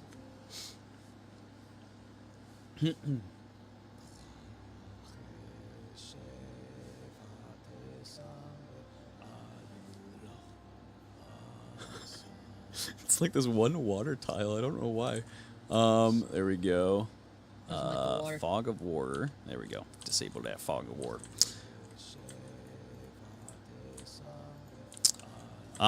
So a bit of time has kind of passed by. Pivid. Yes.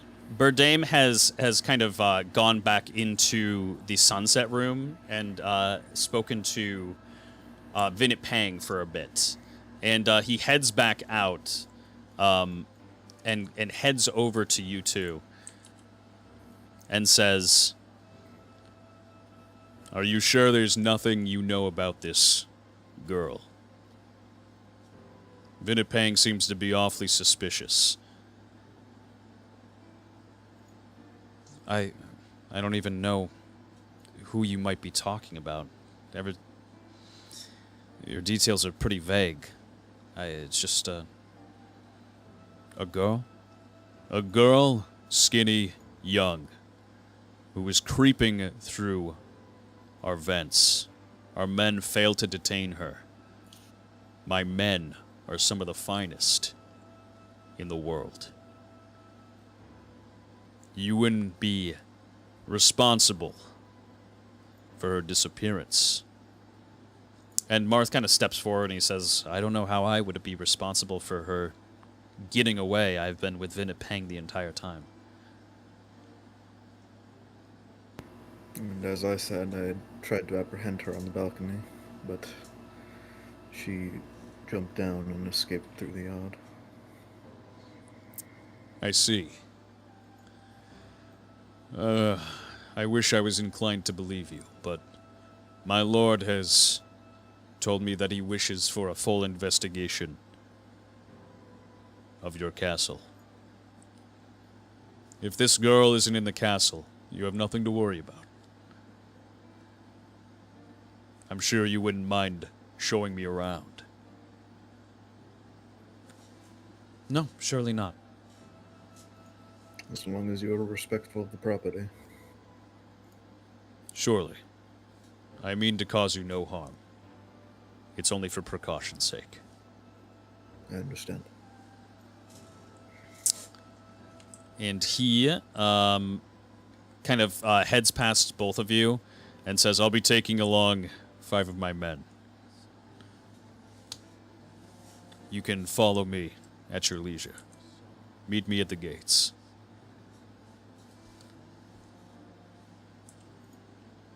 Yes, of course, Burdame. And he kind of disappears downstairs.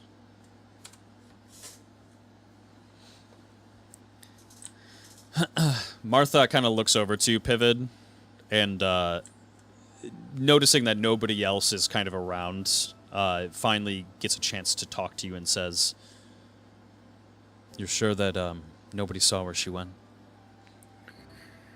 One of the royal guardsmen and 2 of the standard footmen chased her, but she's far quicker than them. I don't know where she went. It's honestly not my business. Sure. She's away. I'd say it's good news that none of them came back and reported anything, so... I guess we'll meet them back at the castle. Yes. I'll have to figure something out about Tim's. Yeah. It was awkward to have them searching the castle and he's just kind of laying on the floor there. Once we get back into the castle, if you, wouldn't mind closing his station, making sure they don't visit it right away. Certainly. The other matter, I guess, is look down. It's probably in the area somewhere. Yes, I had spoken with her and she said that Look Down had left with her. For sure. So he's probably somewhere in the city. And Marth like rubs his hand on his forehead and kind of just like looks forward and past you, and he's just like, "Oh, okay. All right, let's make our way to the castle." Yes. By all means. They won't care about the illegal or probably illegal and very evil artifacts, right? Right? I don't think so. No, probably not. I hope not. It's none of their business. Right? I Stop. can't believe that we're just like, yeah, no, you can come into the castle. Like, fuck these people. Why are we letting them into our castle? Just because they don't trust us? Yeah, Because and we want their support, dude. Yeah, we're even, kind of like. even better though. What happens when they find out that hey, we don't have an army? Oh, yeah, Did we say that we brought people with us? Yes, that's yep. how you got in. Yeah, that's how we got in. Oh, well. That's okay. We just tell them that they're all in the basement, and as they go down the layers of the basement, you close the fucking door behind them. Probably. And leave. Goodbye. Enjoy the basement.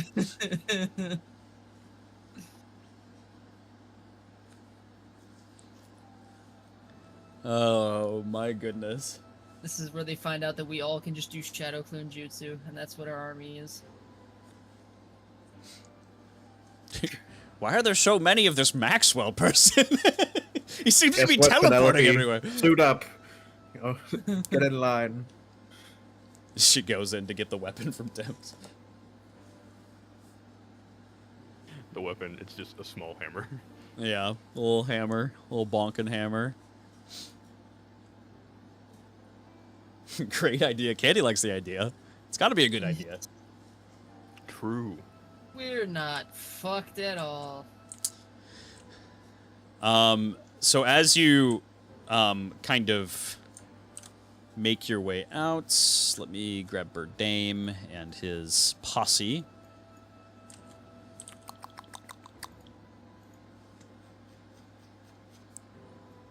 Burdame.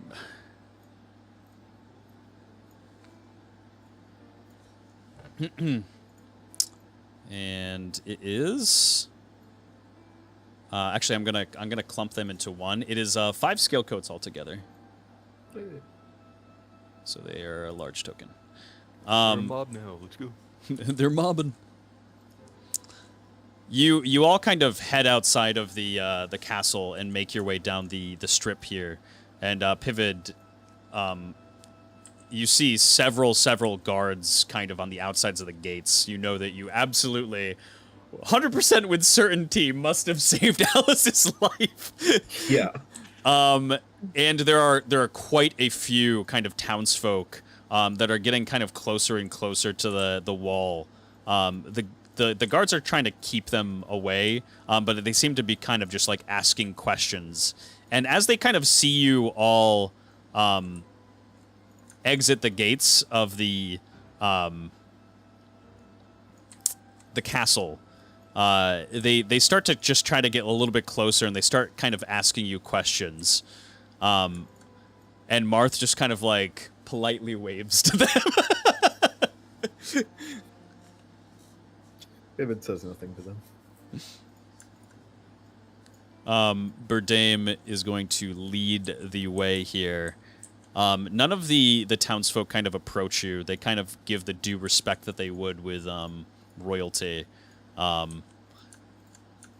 Pivot is walking behind Marth, not to his side. Perfect. And you make your way down through the city. As you kind of pass this house, give me an observation check.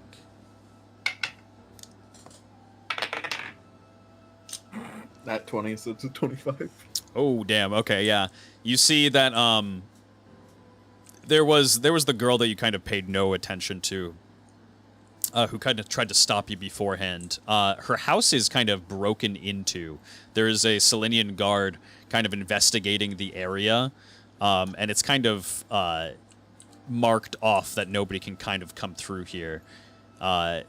Couple of windows are broken. The door is completely knocked over, and it seems like they're investigating. Better change your name to Critted. Seriously. What's that, Kind of the clutching. third observation check I've nat 20'd? I think so. Yeah, I mean, it might even be the fourth. Yeah. I think it might be a fourth, yeah. Pivot What the sees fuck, all. dude? And you head all the way through town here, over to the gates. And as you kind of get closer to the gates, we're going to go off of the previous observation check. You do notice that Look Down and Valrizy are kind of just... well, this person that you have no idea who they are. Down and who? And this random stranger are just kind of sitting in the middle of the road, close to the gate here. Look Down does not look happy. Oh, no. Pivot taps Marth on the shoulder and kind of points Look Down out to him. Whew. Oh boy. As you approach, Marth acknowledges that you kind of see Look Down, and he kind of quickly thinks to himself as everybody gets close. Look Down, give me an observation check. 10. You don't kind of seem to notice them approaching from this distance, but you hear Marth kind of say very loudly behind Burdame and his men, "Look down." I look down. And they start to pass, and Burdame kind of gets past Look Down here and looks back to Marth and says, "You know this one?" "Yes, he's a prisoner in the castle. He's How did he get outside? Well, it seems like this one here," and he points to Valrizy. "Did you have anything to do with our prisoner escaping? Why is he out here in the city? He's supposed to be inside." And Valrizy like stands up and like he's like, "Who the hell?" And looks to see Marth, and he says, "I have no idea what you're talking about, okay?"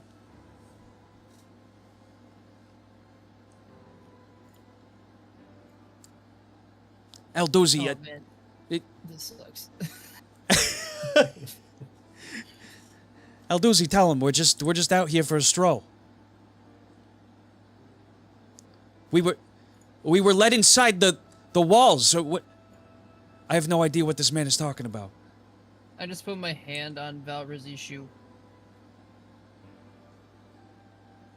And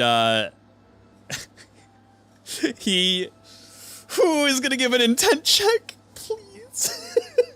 Nat 20, nat 20, nat 20. Please. He actually rolls an 18 plus his modifier, which I think is, let me see, I think it's like a -1. I don't think he has great intent. But it's pretty good. Pretty good. He Once again, y'all can thank Alice for me playing along with this.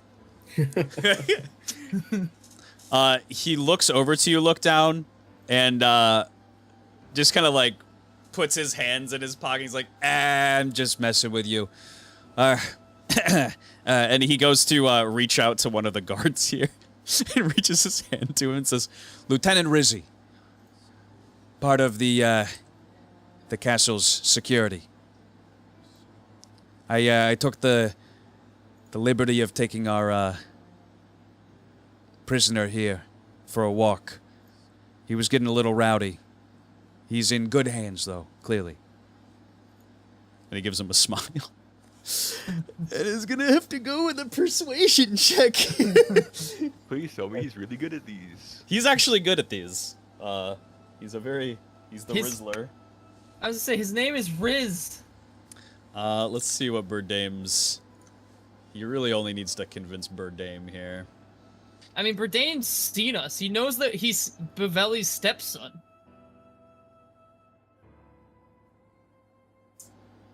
That is Shouldn't true. that give advantage or something? Or pluses? Anything?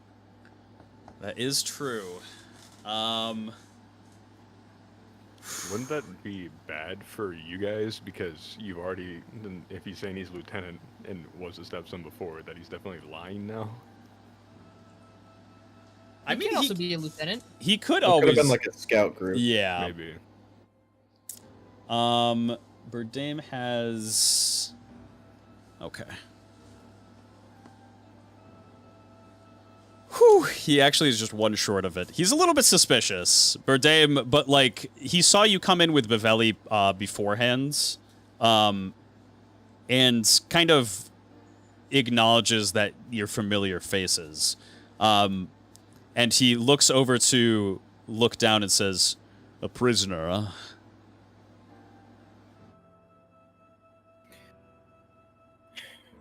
Lieutenant, I thought we discussed this. He's not meant to go outside castle grounds. Absolutely, it's my fault. I should have left him inside. He just it's good to have him outside every once in a while. I do apologize. We'll discuss this later when our guests are finished with their business. Well, we were trying to get back to the castle, but these two bozos here wouldn't let us back in. My apologies. We had to make sure that security was tight. However, don't bring any prisoners into Vipent again.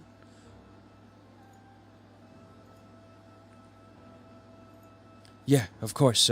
My apologies. Won't happen again. And he kind of gives him like one last glare as he like turns and orders his men to open up the gates. This man over here goes to lift the gates up.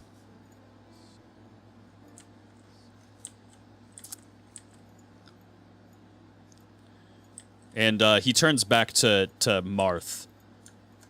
And Marth kind of nods his head and begins stepping forward and guides them to the castle itself.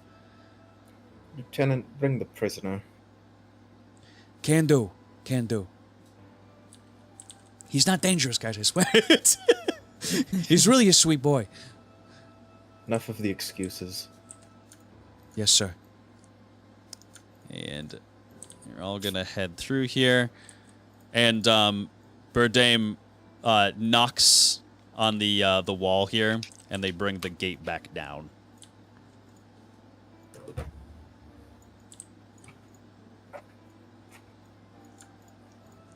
All right, together again. The reunion we were all looking forward to. Yep, I can't wait to see if Alice is here. All right, Maxwell! Maxwell! Maxwell! Wait, how did Tim's get on the roof? Wait, why are you questioning how Tim's got on the roof and not Max? Max just has these abilities. It's okay. Yeah, he does that. An unconscious Thames makes more sense being on the roof than a fully conscious Maxwell. Max level 3. His ability is called Pizza on the Roof. Let's see, moving castle. Let me open this up. Oh. Man! Look, that was doing so okay. Nice. Oh. He's doing great. I don't know what you're talking about. The way Marth said it fucked him up, man. Please tell me Agatha's not on the throne still. Well, I mean, I have some bad news for you. No. She's part of the army. I feel like it doesn't help our image if they're on the throne. Perfect. We show up back here. I'm gonna get everybody situated in an order. As Marth and Pivid start approaching the castle itself, Maxwell, who's been kind of like trying to keep things cool with Penelope, has been kind of failing to do so, and he kind of like, last they talked, was like, "Don't worry about it. they'll be back soon. I think I hear him coming now. And he's been out here for kind of like a couple of minutes, right at the door, looking out. And Marth approaches with Pivid, and he sees that there are several guards behind you, and he gets a little bit nervous, but kind of. Let me give it, you know, this is my favorite roll now. Let's give it the intent roll, you know? Let's see what we got. Let's see if he can read this situation pretty well.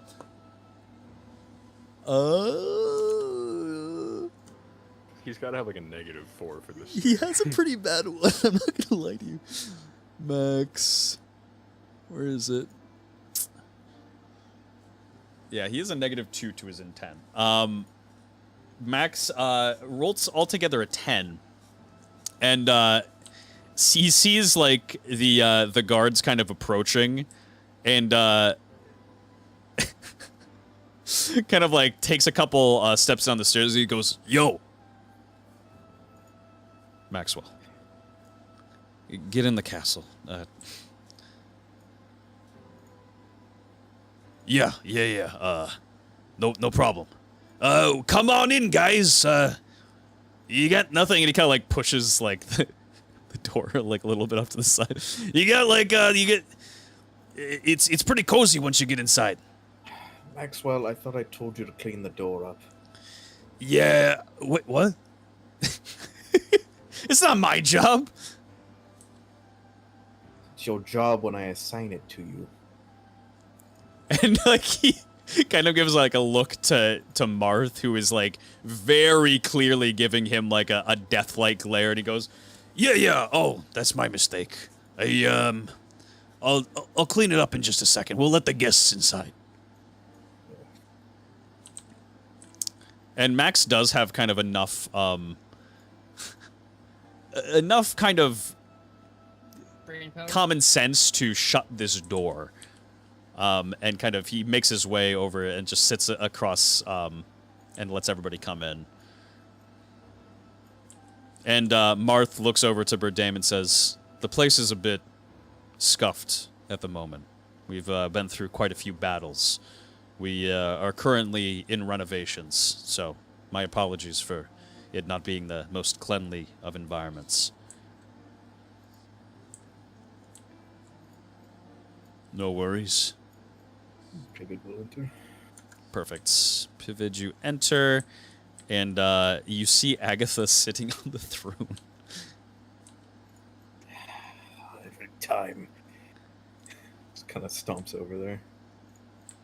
You head over to the throne, and Agatha just looks at you and says, Lightbearer, you returned. Yes. He kind of quickly glances over his shoulder to see the status of the guests. And once he sees they're not really close, he's like, "You need to move. Preferably just take yourself down to the mess hall for the time being. It would be bad for our image for them to see you in here." They don't like Herbetians? No, it's you simply sitting in the throne at the moment. That's all. Oh, of course. and she goes and starts kind of picking up the plants one by one and bringing them downstairs.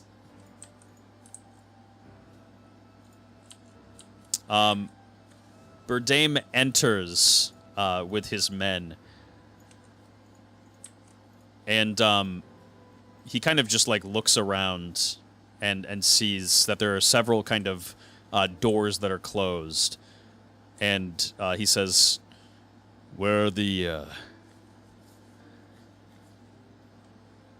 quarters for the men?" "Oh, well, there's a couple. We have, if you follow me right this way." And he starts to head downstairs here. I mean, the armory does have the floor and walls, and there's probably like beds that aren't on racks down there. Yeah, where'd you stack them? You stacked them in the armory, right? Yeah, the armory has like a bunch of beds in it, but it's just kind of a floor with beds. Yeah. I mean, simplistic. We're a rebel army right now. Yeah. Patience, you know. Pivot's gonna return to the door once the guests have entered. Perfect. Past them. Lieutenant, bring the prisoner in here. I require him. Jesus, he always is pushy. he Sooner. he looks over to you, look down, and says, El Doozy, that's our cue. Let's head into the castle. I, looking down, walk into the castle. and you reach the door here as Burdame and his men start heading down the stairs. Alright. Come on, look down. I need your help with something. He hits over to the smithy. Follow him. Whew. And you, whoever you are, you can come along as well. And he says, Lieutenant Ruse, not Roozy. Rizzy. Ooh, boy. Oh, no. Lieutenant Findle? Is that what you meant to say? He's always mixing up his names. He's the Joe Biden of names. And you kind of reach the door here. Yeah. Maxwell, if you would start cleaning up, make things a little more presentable.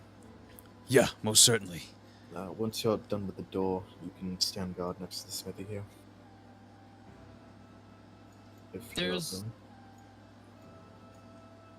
Go ahead, sorry. There's glass over the water, I'm guessing. Yes. Yes, yep. Look down and closes his eyes as he walks over the water. Yeah, you kind of make your way over the water and close your eyes. Pivot will open the smithy door. Oh, also, Look Down has some cool fucking glasses, by the way. You got quite the outfit update. Where'd you get it? Oh yeah, I'm in a suit and everything. Wow, he's speaking so coherently. Whoa! Yeah, about that. Maxwell heads over and starts cleaning things up, kind of the remains of the door. And he kind of, after he does this, kind of heads over and peeks down to make sure everything is going well down there.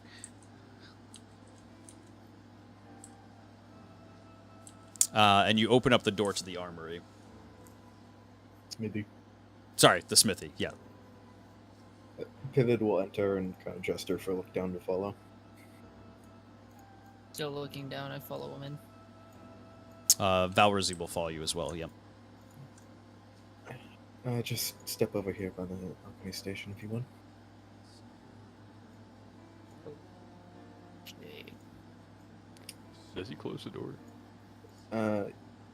Valrizy, If you would yeah. close the door. He'll grab the door here.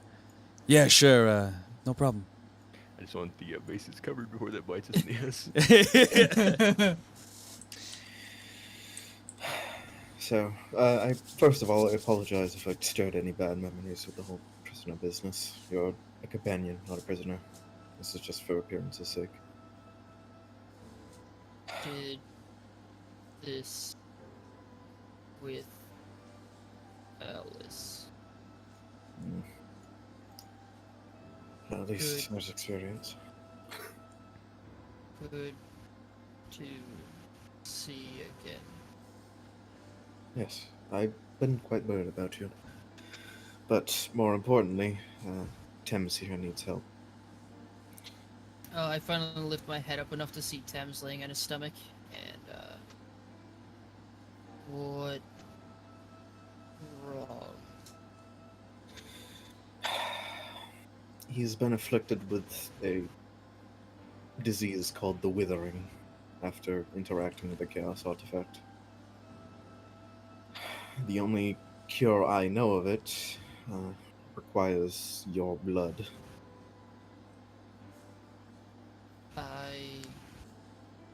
If you'll remember, often during the days we would drain your veins. It was because the blood had magical and medicinal properties. Look down, kind of stares blankly for a moment. Can help. Yes, I can prepare most of the concoction. I will just need your blood to finish it. If you want to step over to the alchemy table over there, we can get started. He kind of points to the bottom left corner. Look down, takes a breath in, walks around the anvil to look back at Thames.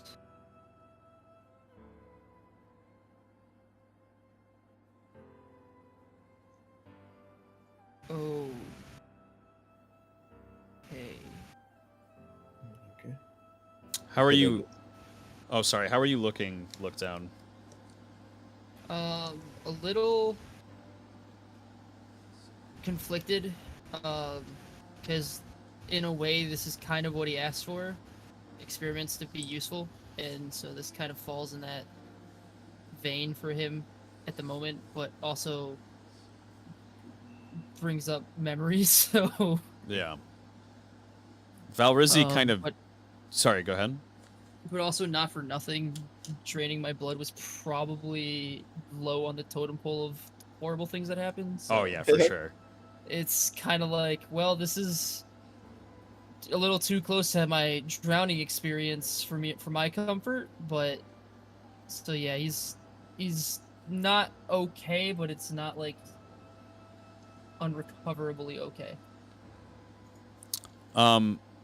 Valrizzi kind of sees that you're a little bit, maybe not torn. That's not the right word for it, but a little bit conflicted. You can see that you're clearly sad, and kind of make sure that like the door is like locked.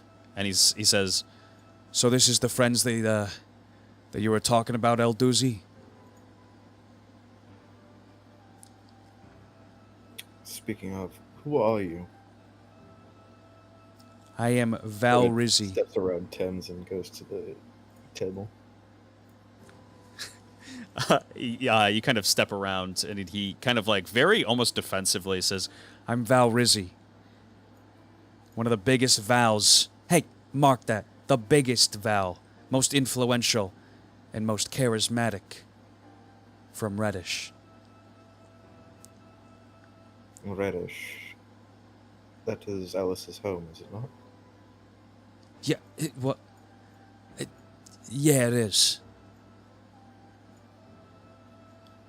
I don't like the way you talk to El Doozy. Is this what you need of him? Is this what you use him for? He told me somebody was doing experiments on him. Was it you crazy fucker? Yes. Look down at this, kind of looks at Valrizzi. Unfortunately, for roughly 20 years, I have been experimenting on Lookdown at the behest of my former master. I'll step over the table and start gathering ingredients. I never enjoyed it. It was the worst part of my life. But what's done is done. But Things are clearly not different done. now. Yeah. You're taking his blood. How do I ever guarantee that you're not experimenting on him? Who's this guy? How do I know that he's not just like the rest of you? Maybe he deserves to be dead. At Pivot that, just look down. whips actually his head in his around face. and glares at Valrizzi at the second he mentions that. and looks up. These are friends.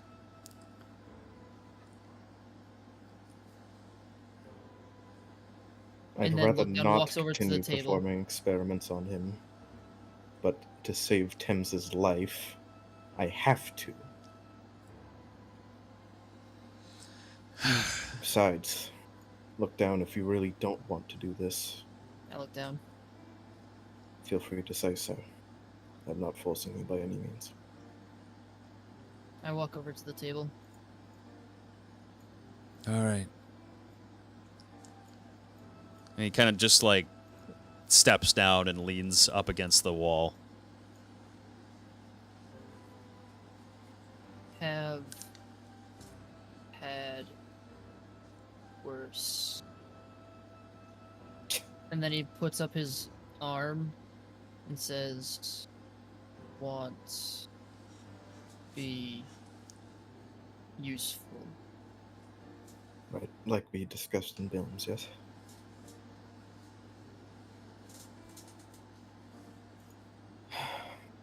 Okay. Pivot, I was just gonna start mixing concoctions, pretty much.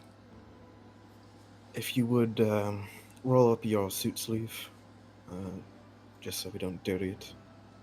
Hey, Lookdown actually knows how to do that, so he rolls up his sleeve. Let's go. Probably to Pivot's impress. If you would lay your arm on the table there next to that bowl, it will be with you shortly. I put my armor down, or my arm down, and I look at Velrizi and say, "It's okay." And Valrizi, being a man who doesn't really like to admit that he's wrong very often, seeing that you kind of fully trust Pivot in this situation, kind of bites his. Man, this guy's gonna bite his tongue off. Yeah, bites his tongue one more time and says, Yeah. That's all right. Dentists hate him. Learn his.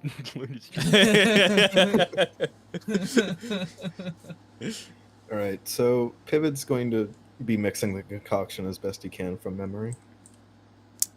"Perfect." I don't believe there was any notes on it in the book.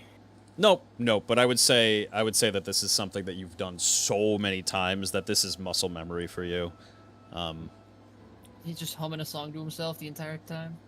Pretty much. Singing "Pretty Women" from Sweeney Todd.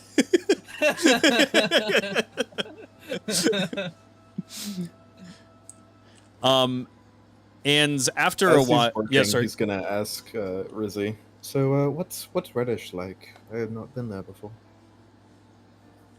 It seems pretty grand from the outside, but once you get in, it's pretty bad. Hmm. How so? Can't really trust anybody. Can't really rely on anybody. A lot of crime, a lot of backstabbery, and a lot of murder. Well, not to be I- crass, but that sounds like Alice to me. And yeah, Rizzy, yeah, go ahead. Killed bad guys. He helped. Hmm. Bad guys? And he kind of like glances at Rizzy for a better explanation. Yeah, there we had a problem not too long ago in Reddish that started to arise. A bunch of thugs were creating a lot of problems for our local businesses. And it ended up that one of the Vals was behind it. Well, they tried to pin it on me. But El Doozy here, he helped me out of a pretty tight pinch. Hmm.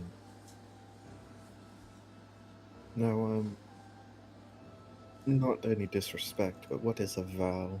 I've not heard the term before.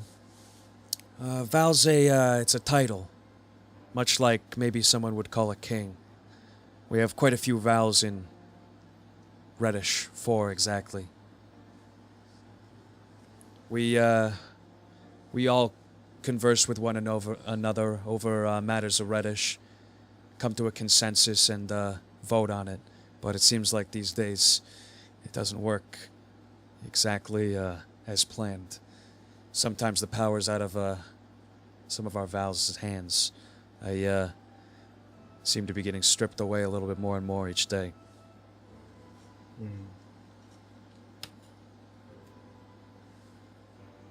And Why are you out here then, instead of in the city? As he's saying this, he's gently grabbing Lookdown's arm and bringing out a dagger. Ugh. We're looking to expand someday. We're looking to leave Reddish. As things are right now, nobody's allowed in, nobody's allowed out, except for Findle. Well, they took me along to make sure that the outside world is fit for anybody in Reddish. And so far, it seems it's not so bad. So you said. Terrell is pretty well off at the moment, but no. Patelvia could be doing better. He cuts open Lookdown's wrist and drains it into the bowl. Speaking of, I can't really seem to get much of a direct answer. It seems like everybody's pretty hush-hush about Petovia. They don't really have much of a good thing to say about it. I was born in Reddish. I've never been able to leave. What's Petovia like?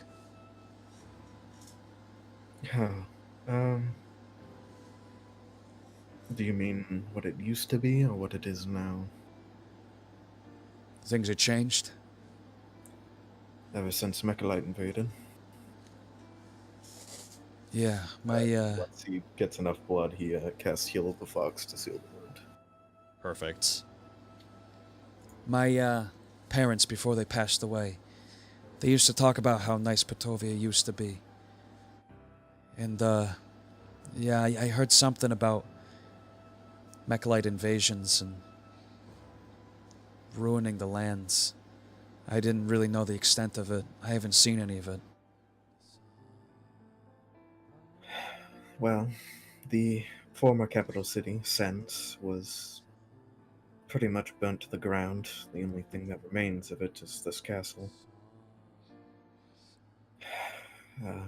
Otherwise, most of the countryside has been pillaged, destroyed, or completely subjugated by Mechalite. Chaos rules the lands. Monsters are absolutely unchecked. And, well, evil's at an all-time high, I suppose. And, what are you doing here? Getting help. I see. We can't beat Mechalite alone. Not as we know. We'll play into their hands if we stay our course, so... If we get Trell in on it, it'll buy us time. He finishes mixing the concoction and brings it over to Thames. And you Six next to Thames. you kind of opening up to Rizzy and actually explaining things to him kind of eases a lot of the kind of tension that he feels for most people that he comes across these days. The fact that you're so open is immediately he kind of starts to let you in a little bit and trust you and says, Yeah, I'm sorry about being so brash. Well, no, it's alright. You're just protecting your friend, aren't you? Yeah. I just... Sorry for being so bossy. No, it's okay. I'm used to it. I got a certain mosquito in my ear and most times it's telling me to do stuff. Was that Alice? Yeah. She's a good girl. Or so I think. False information. You say so. Most people don't attempt to assassinate the leader of a country on good terms. She what? That's what I assume she was doing in the castle. Either that or trying to pilfer something. Shit. I got something I gotta talk to you about, but go ahead and do your thing first. Yes. Pivot will start administering the concoction to Thames. perfect. the blood kind of just slowly starts flowing into your body, Thames, and almost like you are being kind of shocked back to life. You kind of just jolt and kind of notice you slowly open your eyes out of a very, very deep slumber, and you are on your stomach. As I like awake and like jolt, I'll kind of like croak almost, like. Look who's back. Arceus Gale. Yeah, you were kind of Where right am in I? the. Oops, sorry. Go ahead. Yep. On your forge floor. Rizzy, and he like points to the corner where there's a water jug. If you could fetch that, please. Yeah, sure.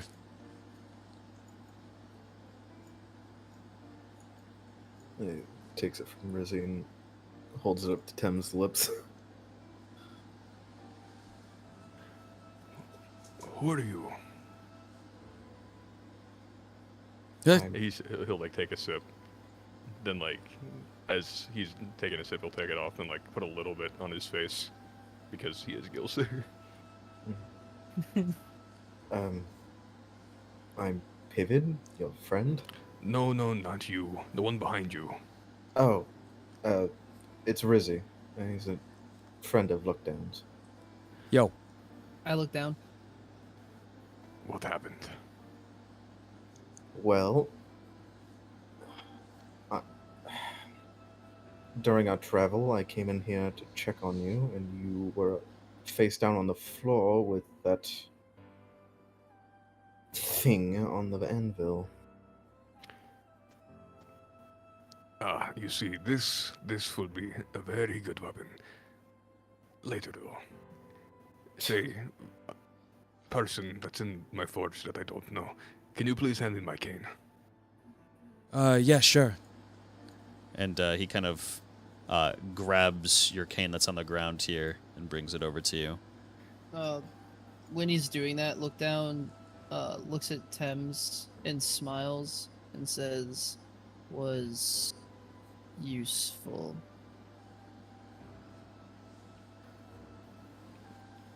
You're never not look down. And then he will like use his cane to stand up. Oh man, I think look down cries. What the fuck? Happy reunion. Oh. Pivid kind of stands up with Thames and like helps him get steady on his feet. So you're telling me that the crystal beat me? Well, it inflicted you with something called the Withering, which is often common with high concentrations of chaos energy. Right. This will not stand. And then he goes to get his gloves. Thames. Whatever happens, if it happens again, then I probably deserved it. I am not letting a crystal, stop me. Hey, if it can do this to me, think of what it can do to others. Tim says as he, like, it does not sound good. Thames, stop. No. And he'll take a Kill chisel and yourself hammer. at this rate. A couple of more years, or now. What's the difference? And he'll, like, crack his shoulder. I need you right now. And this, well, if it does kill me, then it's my doing. See, Pivot. Make it okay. Pivot, can you perhaps get a little bit more of that concoction ready? And also, why is the door locked?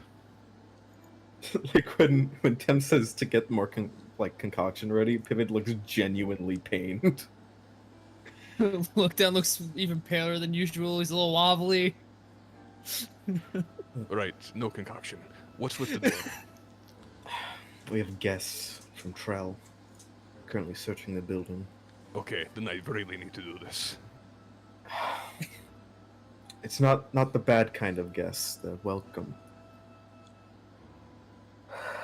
Okay, fine, I'll put it away.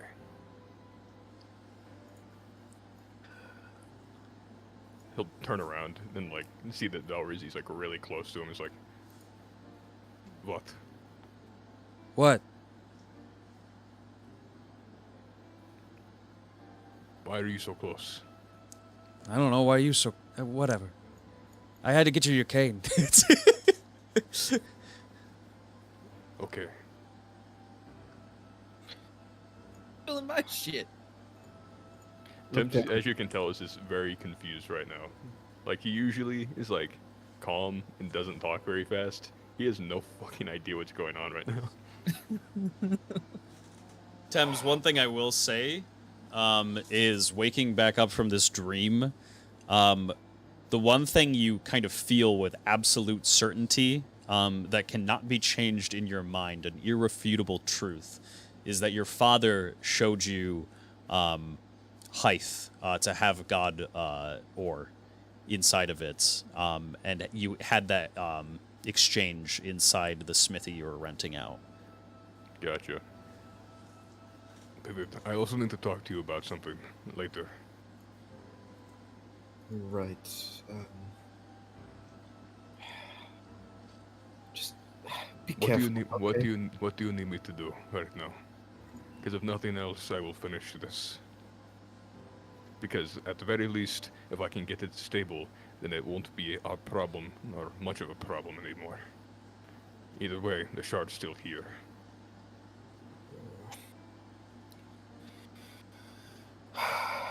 Well, I guess searching the premises. If they come here, just try to, look threatening. Will do. This will help.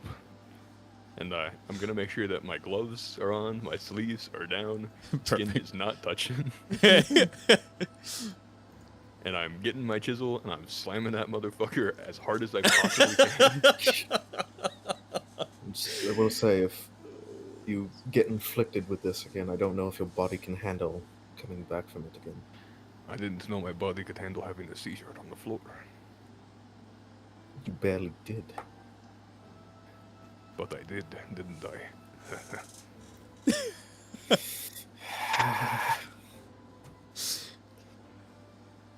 Whatever. Leave it be. Busy, look down. We should leave him be. Oh, look down. What Yeah. happened to your armor? Oh. I fought bad guys. Okay. Do you need more?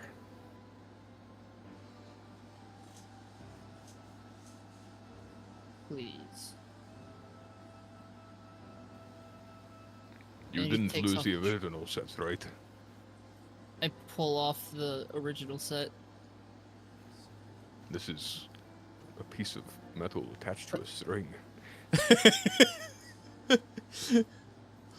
Yeah, sure, I can work with this. Maybe actually get that put together first, just so look down is ready in case of something. I really need to get this oblong shard out of the way. I have to touch it one way or another. So be it. I set the Put it all armor up to the down on door. the floor. I will get to that shortly after. If I see them come into here, well, I will not lay a hand on them as long as they do not lay a hand on me. And he has like this, almost like neutral face, like the neutral emoji. This every eye slant kind of face. That's the plan. They're respecting our room. We're just searching it. If they rummage through my things and they do not keep it as pristine as I left it, Right. well, right. Let me finish this. I I mean- warned them. Look, guys, all I'm saying is if we just leave that shard out and tell them to touch it, our problems are solved. All I'm saying. Our problems will be exacerbated, sir. Plus, if we need to do that, I can just be like, here, This is my sword. I'm gonna put the edge against you. Check this out. Hey, check this cool thing out. Yeah, I'm gonna use a chisel and try to do it while they're still here, just in case I start dying again. Understandable. Valrizzi kind of starts to like slowly walk out, like having no idea what he's pretty like in awe seeing a massive creature that he's never seen before. So yeah, nice to meet you. I'm gonna head out. You can wait in the lobby. You can act like a god if you need. And he like smiles and like taps his leg. And he's like, Don't worry, I can take care of myself.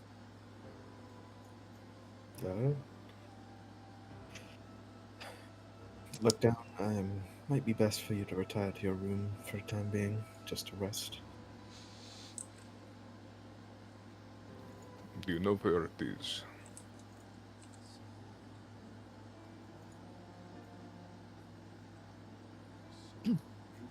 Yes. David, please make sure he actually knows where it is. Of course. Good call, because I don't. I start to walk towards my jail cell. No. Over here. What? Over here. Thames made a room for you. Oh. And I walk towards the room. Or follow Pivot, rather. Pivot leads you to your room here and opens up the door. Oh, never mind. The door does not open. He opens up the door. Oh, cool. It's one of those phase-through doors. It's an illusion. Whoa!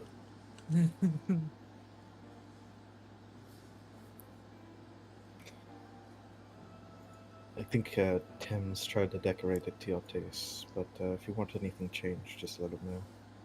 If he's got time, he'll do so. I just kind of look around the room.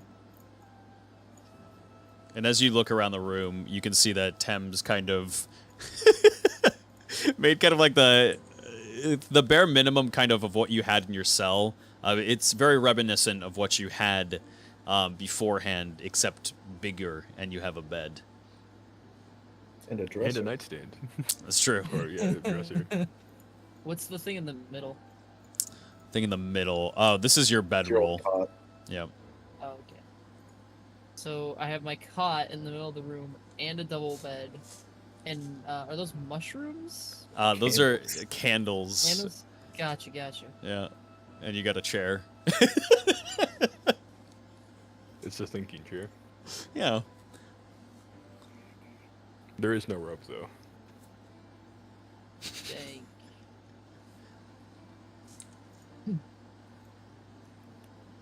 Just thank Thames next time you see him. You can have a lay down on the bed and try to rest. Draining blood is quite taxing on the body. Drink some Did I water. take damage? Okay. I healed you. So. Yeah, Oh, he that's healed right. you. I'm gonna nullify it. Gotcha. So you're just missing Oh. blood, that's all.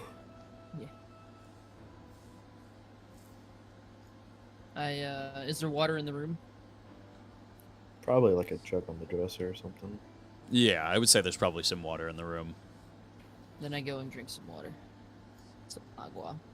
If you need more agua, you have the fountain right in front of your door. That too. Just refill it in the... Alright. And the Pivot will shut the door and then head over to Penelope's room. And Penelope is like, as you kind of open up the door to Penelope's room, she's like on the rug, just kind of like banging on the ground, just very angrily. Pivot will step into the room and close the door behind him. It's like, hey kiddo. What? I'm just letting you know we're back. We have some guests in the building, so try not to disturb them. They're here on official business. They're talking with Marth right now. Oh, okay. I want to go see Thames. He's currently working with some pretty dangerous materials, but the second he's done, we can certainly do that. And her eyes immediately kind of just like lose the spark in them and the interest, and she sits on the ground and just kind of like looks at the wall again. Get her a tennis ball to throw against it. Say, do you know how to read? No. Do you think you'd want to learn? Mm-hmm. I can start trying to teach you if you'd like. And she sparks up once more, and it kind of stands up and says, Oh, okay. All right. Let's head to my room. If you want to follow me. and she very excitedly kind of follows behind you. She has brought quite a few of these plants kind of down by now. It's going to be hard to move them one by one. Oh, God. One by one. Keen. Yes. Would it take very long to like fit the shards if he can get it into several shards onto the sword? So yeah, you've already crafted the sword. I would say that it will not take you long at all to actually fit the shards in. Gotcha. Then once that's like in, he's gonna wrap it with bandages, because he doesn't want to leave that there. He's gonna put it on his back. Perfect. And what would you like to do? It hasn't taken too long for you. You work very, very fast. I'm going to try to. Well, I can't really use Lookdown's armor patch to repair it, but I can use it as a part of trying to make him a new set of aluminum, because we have a fair bit. Yeah, just melt it down. Yeah, pretty much. And as soon as I do that, then if their guards are still down there, then I'll just like wait outside the forge. Okay, perfect. You start kind of working. You are going to work on Lookdown's armor. Yep. Okay, perfect. Pivot, you start to bring Penelope down. Let me actually just get rid of these bad boys here. It's the children. I don't know why, but I just imagine them being like, "What the fuck is that thing?" when they see Tim Tam and a fucking skull. Oh, they're it's looking nothing. for us, though. Oh, Oi. Agatha has kind of headed down to the like the armory area. She's kind of stacked her brothers and sisters in there. Maxwell, as you kind of approach Pivot, he looks back to you and says, It seems like they're pretty serious down there. I'm trying to catch what they're saying. What side of the hall are they on? They're down by your place. Oh, wonderful. All right, come along, kiddo. Try not to bother any of our guests. Okay. and Maxwell steps out of the way as you kind of head down. These three are over kind of by your room. Pivot, let me reveal it once more. Paint fog. Yeet. Oh no, there's vision on the tokens. It keeps coming back. Wait, why is there vision on the tokens? Who has the vision? It's Is it- over. Is it Vision. Maxwell? Who has the vision? Why does it keep coming back? I don't know. Either way, I'm just gonna erase the fog that's here. Marth kind of just quickly shows them that this is your room here, up, Pivot, and they kind of Burdame kind of just quickly comes in, does like an observation.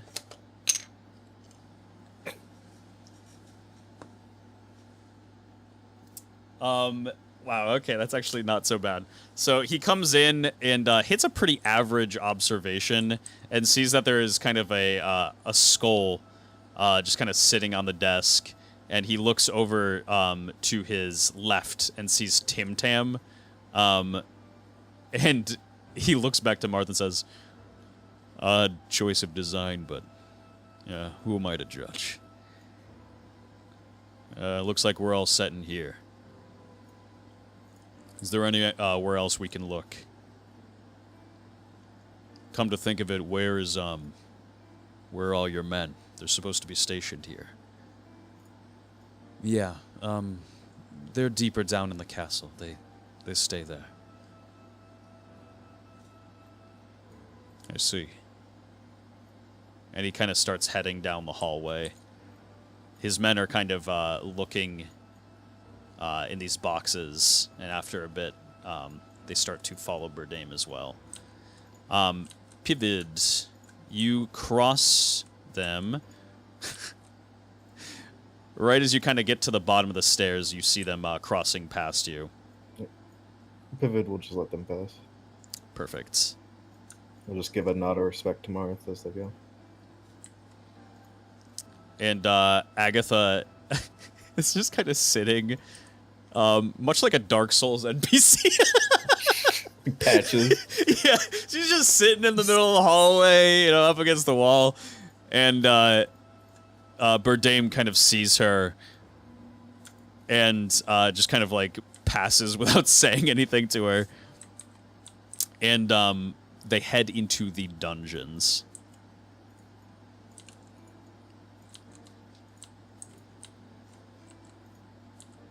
And Penelope's right behind you. Alright, I'll head over to my room. Just for warning, we got 2 others that occupy my room as well. I don't know if you've met them before. It might be a little scary at first, but they're harmless. Friends? Yeah. Cool. And you head over to the room here. And yep, as you kind of get down to the bottom of the stairs, actually, there's a reason. You guys are 1 floor above. That's why. There we go.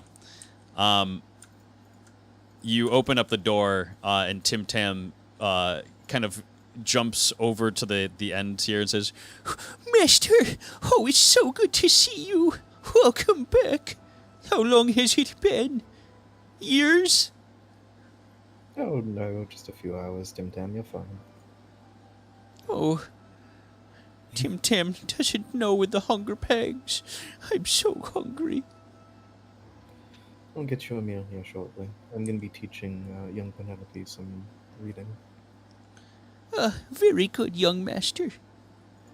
and Penelope is like right at like your side, like looking into the room. She's like, whoa. Boy. Come along to the desk, yeah? And you head inside here. The big statue, his name is Tim Tam. And a friend here on the desk, Sans. And Sans doesn't like immediately like greet you. He just wait, let me reveal him so you can see him. Ooh. Here we go. He just kind of sits there on the table and just like looks forward and doesn't really animate. And Pivot kind of taps him on the skull. Hey, Sans. Oh, you were sleeping? I'm so sorry. Would you like to rest on the bed? I need the desk for a while. He just gets a little excited. He's like, Yeah, that's fine. I only use one side of it anyways. He picks him up and brings him over the bed and like sets him against the pillow. and like if he could have like a very happy expression, it kind of is there. He's just like, oh. Alright, Penelope, if you want to sit in the chair here. Okay. And she kind of climbs into the chair. It's sized for short people. It's really nice. Comfy, too. Right. He'll fetch some blank pieces of paper. And he will start teaching her. Aw, perfect. In the meantime... oh, it's because they're a floor above. Bring them down. Marth kind of takes the lead here and guides the men in and says, This will be the last stop before we go into the basement area. That's where my men are stationed, and perhaps where you might be looking for specific people. That's where most people are, so... Understood. Men, let's take a look. And they start looking through the cells here.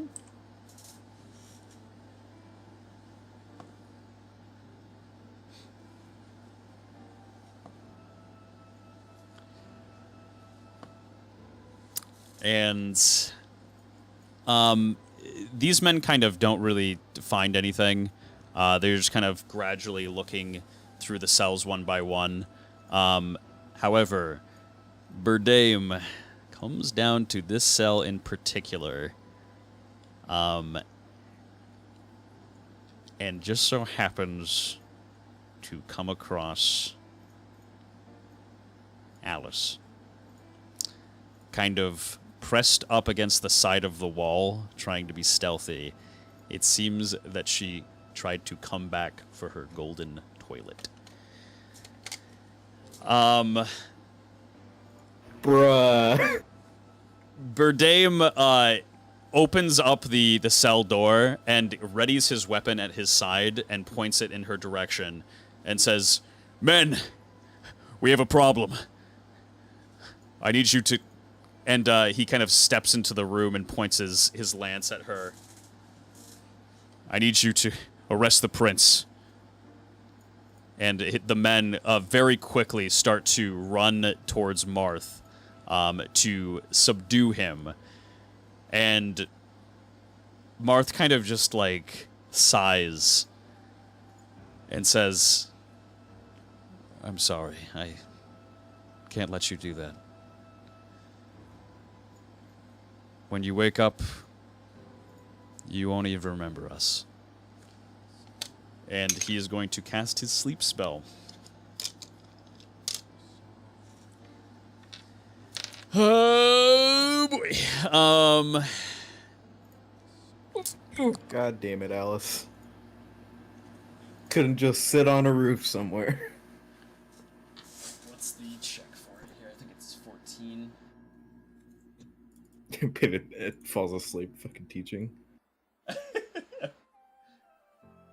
Oh. It is 14 or higher that these men need to pass. Let me check what their modifiers are quickly here. Constitution. All right. Burdame does not pass it with a 10. Okay, and the men, the Royal Guard. Royal Guard. Or sorry, not the Royal Guard. The Wall Guards. They have a decent modifier for this as they're in a mob, so they get an enhanced. They roll a 3, so they get an 8 altogether. Everybody. I gotta roll it for Alice too. I gotta roll it for Alice. All right, Pivot's gonna roll 2. Oh no. Oh no. Are they in there? Hold on, wait. How far is it? It's... It depends where he's casting it. He's gonna be casting it... Yeah, he's gonna be casting it right on the men that are here. Okay. So probably not... For 30-foot radius. Anyways, so. Perfect. Alice... I just feel so sadly sleepy. Alice passes with a 17. these men all fall asleep, and Marth begins grabbing them and dragging them to the cells. And he looks at Alice directly and says, "If you want to be alive at the end of the day, if you don't want me to turn you over to the authorities, if you don't want both of us to go down burning, you'll help me move these men now." And Alice kind of hops out of the cell and starts moving the men into the cells. And that is where we are going to end tonight's episode. Thank you so much, ladies and gentlemen, for joining me this evening. What a fun little turn of events. Oh man, tomorrow not tomorrow, but next Friday, we are going to be having most likely a game show episode. So look forward to that. We have another game show episode coming up. I want to say thank you to Starforge Systems for sponsoring this stream and partnering up with us. If you want to get some really, really quality made PCs, Nightbot is dropping the link. I think there's a one in the description as well. Just click on that link, head right over to the site, and get yourself a Starforge PC today. I also want to thank everybody for coming in here and watching, you guys and your continued support, watching the YouTube VODs, watching the shorts, watching these live streams.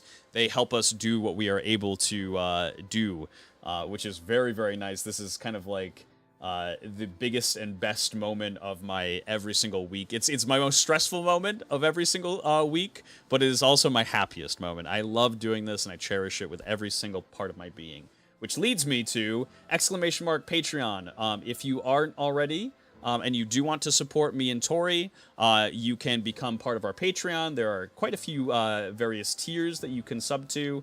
We are almost at $200, our $200 goal for once we reach it, a Tom Kench made cosplay, which will be very exciting. It'll be something. But I think that's it. I hope you all have a lovely rest of your evening, my Dungeoneers. I will see you next Friday. For anybody that's in the Patreon, we will be doing a watch party if you missed any of the episode tonight. And I hope you all have a lovely rest of your evening. Peace.